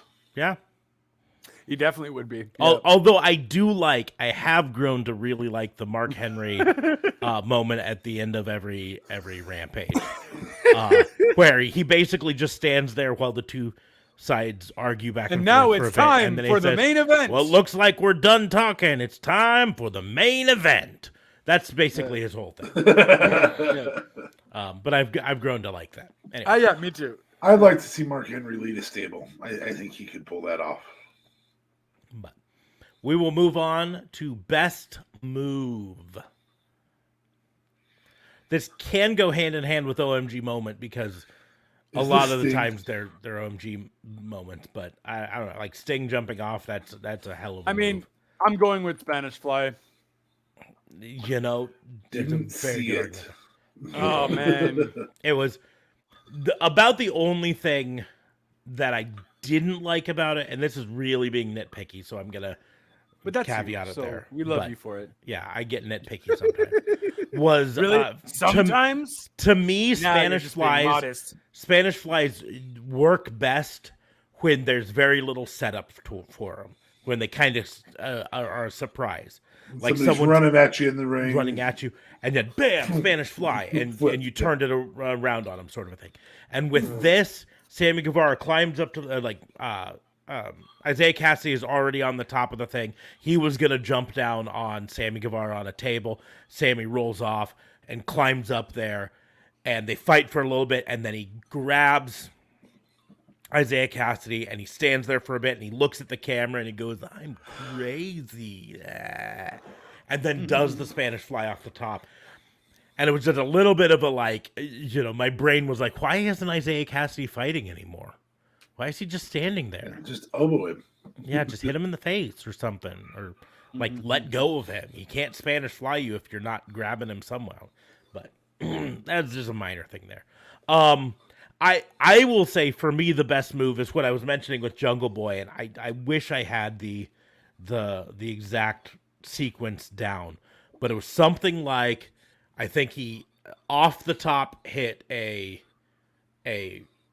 Rana. It might have even been like a poisoned Rana or something off the top. It was a Hurricane Rana, and then he immediately went into. And then when he landing, he just rolled through and grabbed the Young Buck and German suplex. So it's two moves in one, but it was so well done, so smoothly put together that I was like, that was very good. Oh, hold on, OMG moment, CM Punk with ROH gear. What up? Yes, that is definitely. We should have talked about that. ROH Not just music Ring of Honor gear, or Ring of Honor, but it played into. It was a combination of moments because it started off with MJF stealing CM Punk's music for his entrance. Right. So MJF got the CM Punk pop of the beginning of Cult of Personality playing, and everyone, CM Punk, and then it's switching to MJF's music and him coming out, and everyone like, but then the lights go out, the fog machine hits, and this different music hits. And you are forgiven. I'm saying this to all wrestling fans who were watching last night who did not watch Ring of Honor back in the early 2000s. You are forgiven if you did not recognize it as Mizari Kantar from AFI. You're forgiven. A lot of us did not watch it. A lot of us wouldn't have recognized it at first. But the fact that then he came out in his old Ring of Honor gear, right. and then they played up on it. They actually showed like pictures of his old Ring of Honor gear and stuff like this, and showed how it was a throwback to that. And then he wrestled like old CM Punk. I mean, I'm not saying that he changed his style a ton, but his his Ring of Honor style was different than his WWE style. Right. WWE didn't want that style. So, but it was a whole package. But that you definitely should have been talked about in OMG moment or best performance or best moment or something. So, Right. but now the question I had is, and I don't think anyone asked it as far as I know, is was that being planned prior to the Ring of Honor sale or purchase, I should say, or was that a happy accident with them purchasing Ring of Honor and finding out, oh, Ring of Honor still has the license rights to Missouri? Yes. And it could go either way. I mean, I could totally see Tony Khan being like, we want to do this for this pay-per-view. Let's pop out the billfold. How many do I need to peel off? Right? You know. Oh, it's $10,000 for this.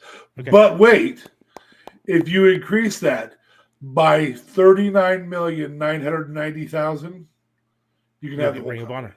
Oh. Okay. All right, yeah. I guess let's go for the 40 mil. Let's purchase Ring of Honor. I want all the music. That's 1 million. So I'm gonna give 3, all from the ladder match. Again, I didn't get to see the final one. It sounds like smartest move of the night was probably Hangman Page tying Adam Cole Bebe down. I don't know what a soy jack is, so I'm not going to acknowledge that. But I would, yeah, I don't look it up for me, would you, Smarks? When I'm talking, I would say the spear through the ladder in that ladder That match. had something to do with like soy boys, but whatever. I don't know what a soy boy is either, so we're good. Anyway, if it's that I eat a bunch of soy, no, I'm fat. Or maybe saying you should eat a bunch of soy. maybe I need to stop eating so much, a whole Non-soy. thing of Girl Scout cookies. Anyway, I think anyone who looks at me would know that I don't eat a lot of soy. So the ones that I thought were the smartest moves of the night, Powerhouse Hobbs waiting for Wardlow to start walking away so he could attack him with his half of the ladder. Smart move. And Wardlow. I don't even know why they were still walking out with the ladder. Like, you just broke it in half. What are you going to do with that ladder? Sure, inflict damage. But why would you walk away from the other guy that had the ladder? Correct. Yeah, it was just a poor move on Wardlow's part. However, he got really smart later and waited for Keith Lee and Hobbs which actually influenced the match. This is probably the biggest one that significantly influenced the match. He knocked Hobbs and Keith Lee off the podium. Right. And I think that was the best move that anybody could have made at that moment. I don't care if you're Ricky Starks. You go over and you push Keith Lee and Powerhouse Hobbs off and make sure they're out of the match for the rest of the night. Yeah. Smart move. Very smart move. It's best move, being smart. yep, good enough. And I also just do feel like we should just give Darby some OMG moments, just because this poor guy is not going to have a bad. Him and Sammy Guevara are living OMG moments. Yeah, the thing is, the first 3 minutes of that match was just nonstop. Sammy Guevara and Darby Allin doing just crazy shit. I don't know how he torpedoes so quickly, though. Yeah, fucking Darby Allin is like shot out of a gun. Straight up. Just goes flying out. So, but we're gonna move on to the final category, match of the night. What was the best match of the night for you? Now I know DFA can't specifically comment like on 3 of them. the World Championship match, the Adams match, and missed the ending of the AHFO versus Darby Allin, Sammy Guevara, and Sting match. The vast majority of that match. But of the matches you did see, what was your match of the night? Of the matches I saw, now I will say in advance that I do assume that the Adams match was the best match of the night. That's me making an assumption. What I would give of what I saw for best match of the night, I was entirely invested in that dog collar match. So I have to give it to CM Punk and MJF. I was fully invested. I was excited for Daniel or for Bryan Danielson and Moxley. And I really enjoyed that Moxley tried choking him out the same way that he ended up beating Brody Lee, and they made reference to that. But at the end of the day, the best match for me, the one I was most invested in, the one I really was like, oh my God, this is so good, is CM Punk gonna die? Yeah. And it was the one that just had me marking out all over the place. JLB, your match of the night? And I swear to you, I have to rewatch this pay-per-view. I for now I'm gonna say Adam Page and Adam Cole, because I did think Baby. like I do Adam Cole baby, excuse me. I didn't think though Important. there was I know I keep forgetting, and my apologies. And Last names matter. They do. Yeah, so I mean I think that's a given, because that was a fire match, but at the same time I feel like I'm doing injustice to, I don't know, because I really enjoyed the tag match. You know what I mean? Like I'm almost putting that 3-way tag match up there too, because I really did enjoy, although none of us picked anything for that tag match, which was crazy. But yeah, but I guess the Adam Cole and the Page was fire. I just kind of maybe wish Adam Cole would have won, maybe, or something bigger should have happened. But I mean, it was still a fire match, so I can't complain. Maybe I'm just trying to find something to hate. But yeah, that's Adam Cole and cowboy shit. Yeah. For me, best match of the night was the Adams match. From a storytelling standpoint, from a thing, I personally was happy for Hangman Page to win. I think he does need a few more title defenses under his belt before he loses. I've said it before. It's not. Is this about the first time it's he about beats defenses. Adam Cole, baby? It's The first time they faced each other. It's It the is, first time in AEW they've faced each other. They may have faced each other back in Ring of Honor. But you also have to remember, when they were both in Ring of Honor together, Adam Cole was the bigger star. Hangman Page was not a big star in Ring of Honor at that time. Right. No, I more meant in AEWs. Can't disagree with Terry Brass on this. I think that's a good move. I also think Adam Cole would be a good move, either of those two. Yeah. I think Adam Cole Bebe. eventually, Mr. Bebe eventually taking it off of him. I mean, it's going to have to be a heel, so MJF being the person that takes him off wouldn't be a bad choice either. You're right. But it's I don't think anybody would be upset with either of those people taking that title off of.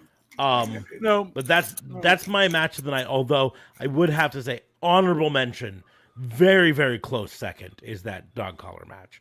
Very close second. God, just and I'll point out that CBS Sports gave 3 of the matches on the night identical scores of A-, and it's the Adams match, the dog collar match, and the Chris Jericho versus Eddie Kingston match. All were rated A-. Those were the best matches of the night, according to them. I think Jericho Kingston told probably amongst the best story of all. Great story. It was just a brawl match. It was just a brawl, is what it was. I would say, and I missed this as a botch earlier, but I would say, in terms of a botch, giving MJF the end of the dog collar that has just a little clip that you can pull.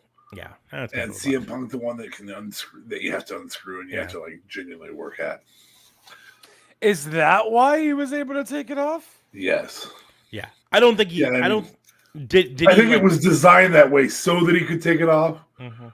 on purpose, but But I thought the whole point was didn't you really have a couldn't very take long it off. segment.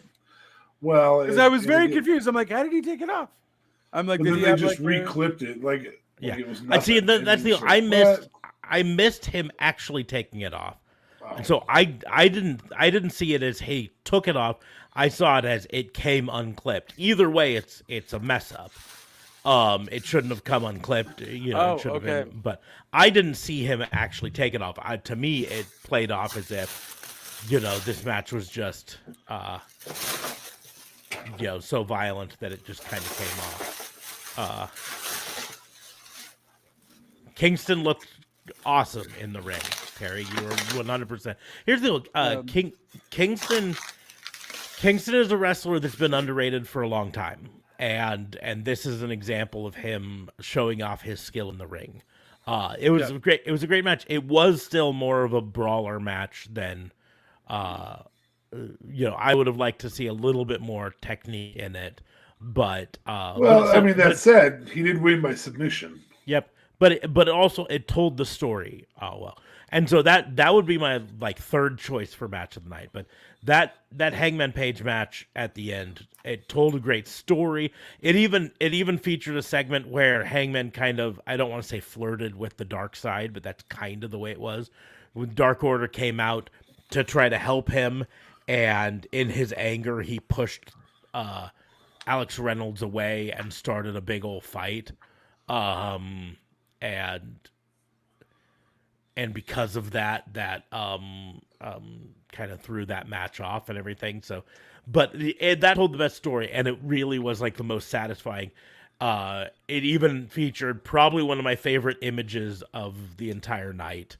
It was one of the last things you saw before it went off the air. Adam Cole is out.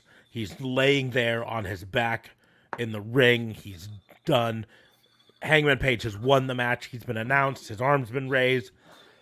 And he walks over and he kneels down next to Adam Cole, Bebe. And he lifts his hand up and he shakes his hand. Shakes the hand of the unconscious Adam Cole.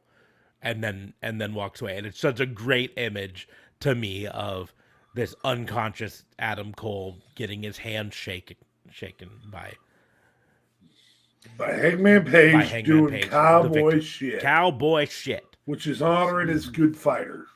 Mm-hmm. Which is also not a balcony jump. No, it was not a balcony jump.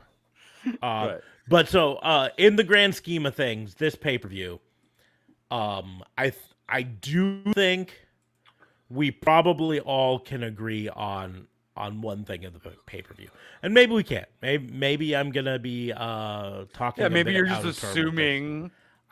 this. I am assuming, but I feel like we all can agree on this statement.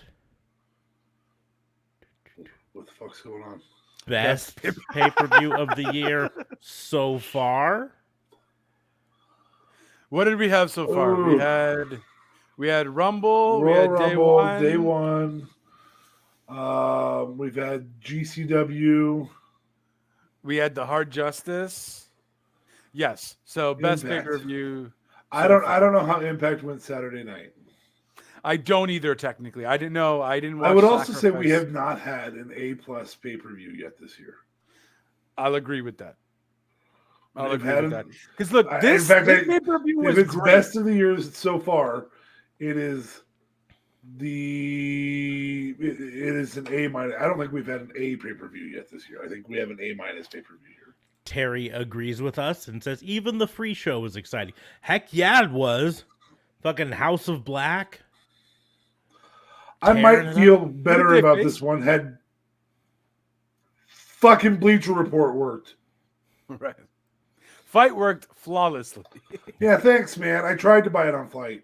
Yeah. Fight. I am gonna say that seeing it in theaters, there were pluses and minuses to it. The only minus was there weren't a lot of people there. I wish there was more people there. But it was probably the best overall experience watching a pay-per-view I've ever had. Seeing it on a 30-foot dude. screen. I used to sit on your couch and watch them with you, bud. Yeah, you did. You know what I didn't Better than have? that. You know what I didn't have? A 30-foot screen and movie theater popcorn and free refills on soda. It's pretty big. Get there. That's pretty big game. Yeah. I suppose. No matter how tight your Raisinets. friendship is. Yeah. Now, here's the deal. It would have been better if someone was able to join me for the. Dude, I got kids. So I do got I. kids, man. And I got like 4,000 Kid, man. kilometers away from you, so you know. Yeah. No, we speak in freedom units here. So it's 3,000 miles. Okay. Yeah. Yes, 3,000 miles. Excuse me. Our temperature today topped out at 30 degrees, Oh, which lovely. in Canada would be fucking hot. But it was not hot in here. Canada. I like how you just generalize all of Canada compared to just Omaha. Like we don't have different fucking. You guys things. don't use Fahrenheit anywhere in Canada. No, but I'm saying our degrees Celsius is much different all across Canada. Yes, but 30 degrees would still be 85 degrees in Canada, and that's still fucking hot. That's fair. But it was -1 where we were, so Oh, But so it yeah. felt like -5. It felt About the same temperature as it was here. That's 30 degrees. That works. Okay, my bad. I clearly Yes. wasn't doing the. All right, my bad, guys. Yep. America. Well, Fuck we yeah. do have a question from Terry. He says, "We seem to know our stuff. What is our opinion on Hook?" JLB will have the most controversial opinion on Hook. I think. Well, I mean, right now I'm not. I mean, it's not even on Hook. It's just on anyone that they bring in that faces a bunch of jobbers all the time. I think Hook is decent enough How in the dare ring. you, I just, QT Marshall, a jobber? Yeah, I mean, if the shoe fits, train he's it, a right? he's a That's well-respected QT Marshall. veteran of 17 years. That's fair. That's still jobs to Hook. Yeah, I don't know, but Hook is just. I'm not saying anything. I can't give me an opponent for Hook that's worthy enough. And no, QT Marshall is not worthy enough because right now I'm not buying what he's selling. This whole little cool. The only personality this guy has is his hair, which I get. That's probably what they're trying to do. But I don't think he's gonna have anything else going for him. I don't think he's Taz. You know what I mean? I don't think he's that human suplex machine. He's not Taz yet, No. but that's the story they're telling eventually, is that He's a he's Taz not 2B. Taz. No, it's that he's not. He's fun to watch. He is a rookie. You know, that there are going to be eventually he's going to come against someone that he can't beat. You know, Right, eventually which is just they're what gonna I'm waiting for. put him up against. But the thing is, just like Goldberg and just like fucking every other streak they ever had, it has to start with nobodies. You can't have a person come in and immediately have a streak starting with big Goldberg's names. was believable the whole way through, though.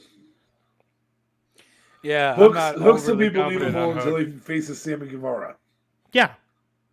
Or faces. Or, give me Again, Daniel we went Bryan, over- though. We Or went Daniel. over we Not went to over beat the Daniel, but if you put Daniel, I'm sorry for keep cutting you off, but Daniel, if you put him up against Daniel Bryan, we all know he won't beat Daniel Bryan, but Daniel Bryan will put this kid to a limit, and then we will respect him for it. He doesn't have to the win. thing is, they're building up to it. He's gonna beat Lee Moriarty first. He's gonna beat a Dante Martin. Dante Martin probably, or a fucking Daniel Garcia, stuff like that. Yeah, when Terry he was Brass saying had a Daniel, I thought problem. that's who he was talking about was Daniel Garcia. I Yeah, was like, with him no selling the Rikishi bomb. I get it, you know. That ultimately there's gonna have to be a chink in his armor, right? Where there's something that he's weak against. But they are building him as kind of a prodigy, you know, where he's second generation and he comes in and he's badass. but eventually they're going to have someone who has the answer to him. I also think that probably they're going to eventually tell a story where he's, to use the phrase, too big for his britches, and thinks he's all that, and then goes up against someone who just fucking knocks him down. I think it should be Starks. Starks would be a good option. I think he should want the FTW title.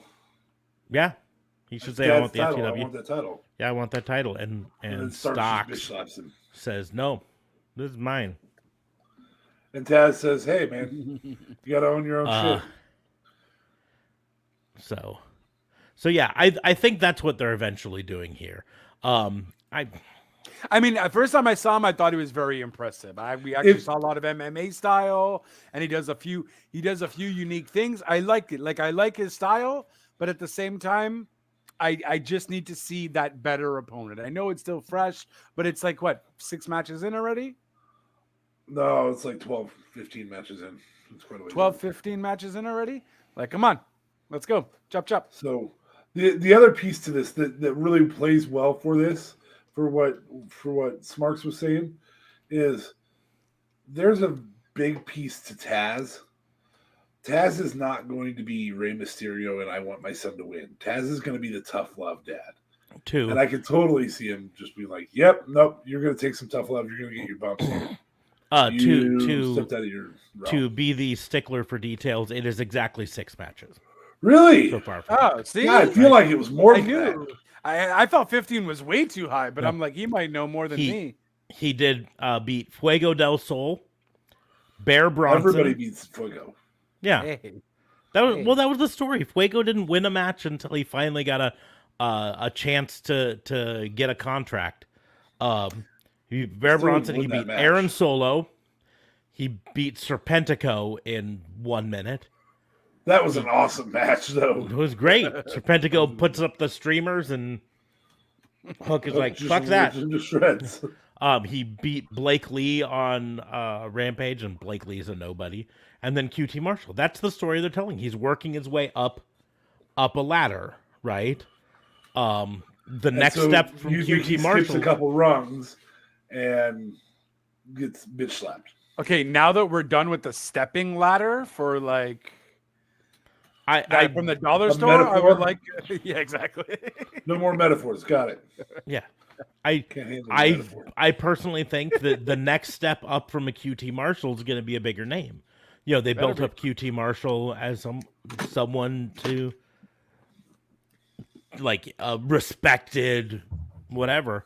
And so the next one's going to be a bigger name, and I'm not saying it's going to be, fucking Brian Cage or whatever, but it could be a Bobby Fish, or it could be a. Love this. This is exactly what I was saying. Mm-hmm. Have him bite off more than he can chew from Starks. Yep. And that can hold together the Taz faction. It doesn't hurt the Taz faction because Taz would be like, "Nah, man. Like, Hook wants a shot at you. That's fine."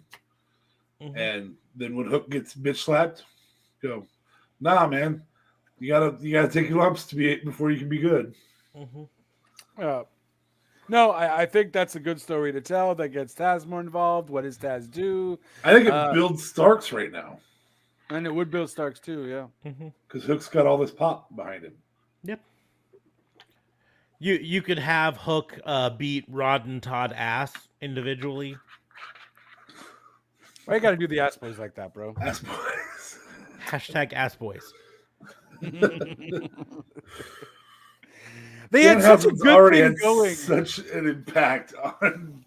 Yeah, they had such a good thing going with Jurassic Express, and then I was like, "This is the most I've known about the Ass Boys," and like, they're pretty good in the ring. And then after this, it's like done. Okay, Ass Boys are done.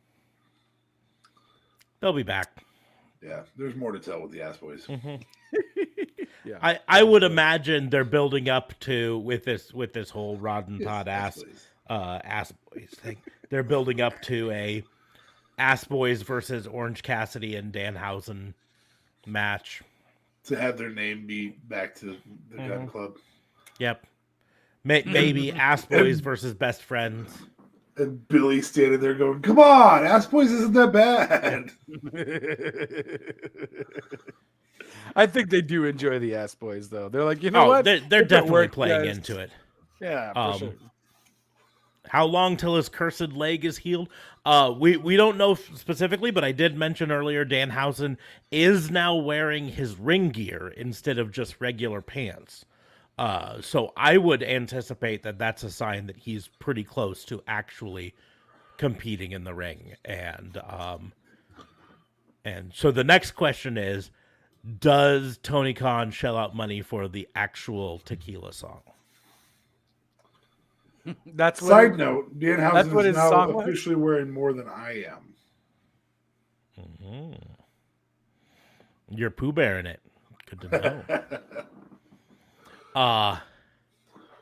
I would assume Danhausen is really close. I mean, it has been 5 months since the injury, I think. And He's that an ass man.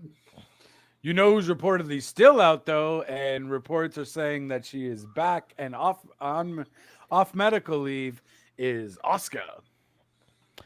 she apparently has disputed that claim. That's that it. She's Yeah. cleared. But That's what I'm saying. But looks like Danhausen's last match was in November 26th. So we're 4 months, almost 5 away from it. And he said he's ahead of schedule. So How much? If you're Danhausen and you're like, I'm on AEW, and they buy ROH and put you on ROH, do you go, well, damn it? Now I'm in Roar instead of AEW, ANW. Very evil, want lots of money. he did send out a tweet to thank Tony Elite for vanquishing the evil Dave Honor, and so yeah, no, I've been anxious for Danhausen to come to AEW for a good year, and so when he came out, I was like, yeah. They're still missing two. They're still missing two of our favorites, and they cut our promos at the beginning of our shows. Mm-hmm. Dan the Dad and Warhorse. Dan the Dad did wrestle on Dark a few months ago, but Yes, they he didn't did. call him He Dan got the Dad. destroyed by the Hobbs. Yeah, he got destroyed, and they called him Dan whatever his real name is. Dan the Dad. They didn't call him Dan the Dad, and I was sad. But he had the glasses on and everything. Yep. So, but anyways, well that actually, as much as I'm loving this back and forth with Terry, next time we go live, we hope to see you there tomorrow night for our fantasy booking. Yeah. So, hopefully you can make it back for the next. That's really close to a Danhausen emoji. Oh, yeah. I want it. But so we're gonna go ahead and close the books on Emoji this review of AEW Revolution 2022. Best show of the year so far. It's going to be tough for any of the promotions to get much better than this. Did you watch Sacrifice though? Did you watch the most recent TNA pay-per-view? I didn't get to watch that. Okay. I Have did you heard get any good things? I heard some things. I did hear Diana two belts. I heard that.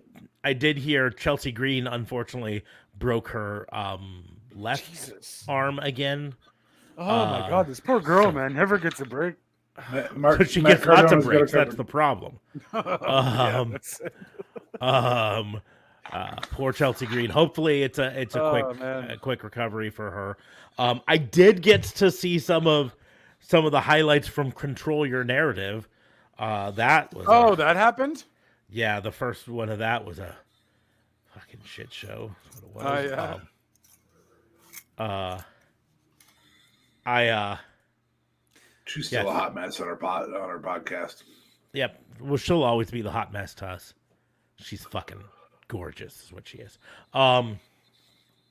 But I've said this before because she was at the Zello Pro show that we went to, where I got that autographed all back there. She's one of the names on that. And she is fucking stunning in person. I told you before you went. Absolutely, like. Okay, stop jizzing over Chelsea Green. Jordan She's Grace is married. stunning as well, but So is Heather Reckless. yeah, Heather, she's tiny. She's Like tiny. you can put her in your pocket. I want to see Alexa Bliss versus Heather Reckless. That would be a fun match. Tiny person match. Yep, little tiny people. Maybe put Casey Catanzaro in it. Make it a triple threat. Yes, no, we do know that it was her old hot mess gimmick, but we're playing on the name. They got side distracted because she's also fucking hot. Anyways, but yeah, no, the Zello Pro Show was the Control Your Narrative. They were talking about how it's a sold out show. It was a sold out bar, right? It had maybe 200 people in it. That's not really a sold out wrestling show. And I don't know.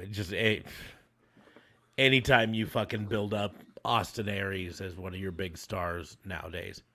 Yep, there she is, Chelsea Green, right there. She gave me a and heart. Healthy Ray. So there. Shut up. Pretty sure she gave him a heart too. Shut up. Shut up. Yep, there's a heart on mine too. Shut up. Shut up. She saw my fat fingers. Heather Reckless is number 7 on mine. Is Heather Reckless number 7 on yours? She might be number 5 on yours. She's number 7 on mine. Number 7? Chelsea Green's number 5 on You mine. guys were right beside each other. No, I got mine. I I had mine almost entirely signed before he showed up at the show because he showed up a little later than I did. Oh, okay. So I had mine mostly signed. You didn't even wait for your friend? What is wrong? Detectives are hourly and DAs are salary, and so yeah. He had a long day at the courts and he was late showing up. I wasn't gonna just wait around and not get autographs when I had a chance to. This is why he'd go through the theater and remember that time instead of being with you in a living room watching wrestling. We usually do it without pants. Yes. Pants are entirely optional. Pay-per-views. TMI. But anyways, Control Your Narrative was a shit show. Only one person took them up on the rant room and spent 3 minutes in a room with Austin Aries. Who knows what was said. Oh my God. But frankly, go get vaccinated, you freaking. They're putting it off as a victory on their part because they're like, look at all the fucking keyboard warriors who are too afraid to actually go in a room with one of us. And like, no, it had nothing to do with that. None of us wanted to give you money. Right? How much is a rant room? I don't remember how much. It was part of the VIP package with them. So you bought your tickets to the show and you paid like $50 extra to go in the rant room. I mean, tell me you wouldn't go in there to tell Killer Cross, basically his wife's hot. Yeah. I mean, I wouldn't pay $50 to go do it. I just tag him a whole bunch on Twitter until he blocks me, and then I'll know he. I would maybe do a rant room with Flip Gordon just to yell at him about being a flat earther. I mean, dude, you were in the army, and now you travel all around the world for wrestling, right? And you still are a flat earther. Yeah, around the outside edges because it's flat. Yes, and it's a disc. I do remember when the Flat Earth Society tweeted out that they have fans from all over the globe. All over the disc. Yeah, no, they specifically said globe, and that's why it was really funny. You and all of us both, Terry. You and all of us both. What? I still want to see. I see no comment. Give you a 5-star frog splash. Next time I'm paying $35. Put it up. I'll put it up. Or no, yeah. $15 to have Colt Cabana put you in a frog splash. I'm gonna ask him again. I mean, to be fair, you might get choked out though. What a way to go! What a way to go! I'm not happy. Jordan Grace or either Jordan one. Colt Cabana giving you a frog splash. Worth it. Either way, worth it. Whatever. Yeah, that happy birthday pie thing was a bit. That was I just disgusting. I just want to say that's really a recipe for a UTI. That's all I'm saying. I actually thought to myself, that's a great way to get a yeast infection. That's so horrible. Terry agrees with us on that birthday cake thing, but hey, more power to her. No, that's it. I mean, whatever. She's getting paid too for it, so yeah. I mean, more power to her. Get all that money. I like the response. Someone tweeted at her.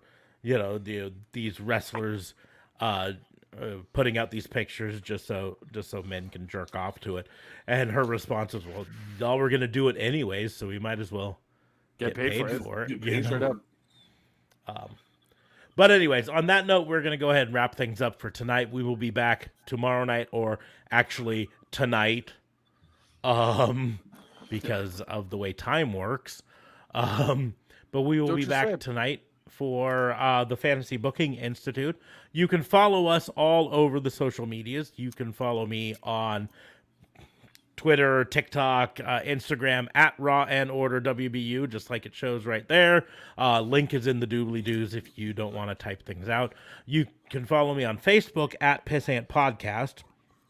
We do live stream this on Facebook, Twitter, and Facebook, YouTube, and Twitch, although we will be doing some Twitch exclusive streams. So if you want to catch all of our streams, make sure to follow us on Twitch. That's going to be where you get everything there.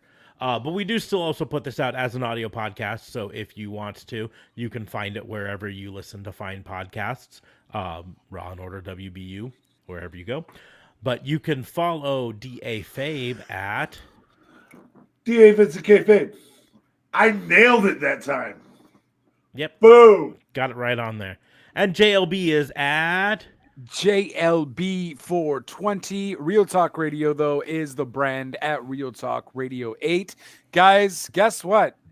I done did it. I bought WWE 2K22, and because I have the NWO for Life version, that's right, I bought the full-fledged version, I get to play it tonight.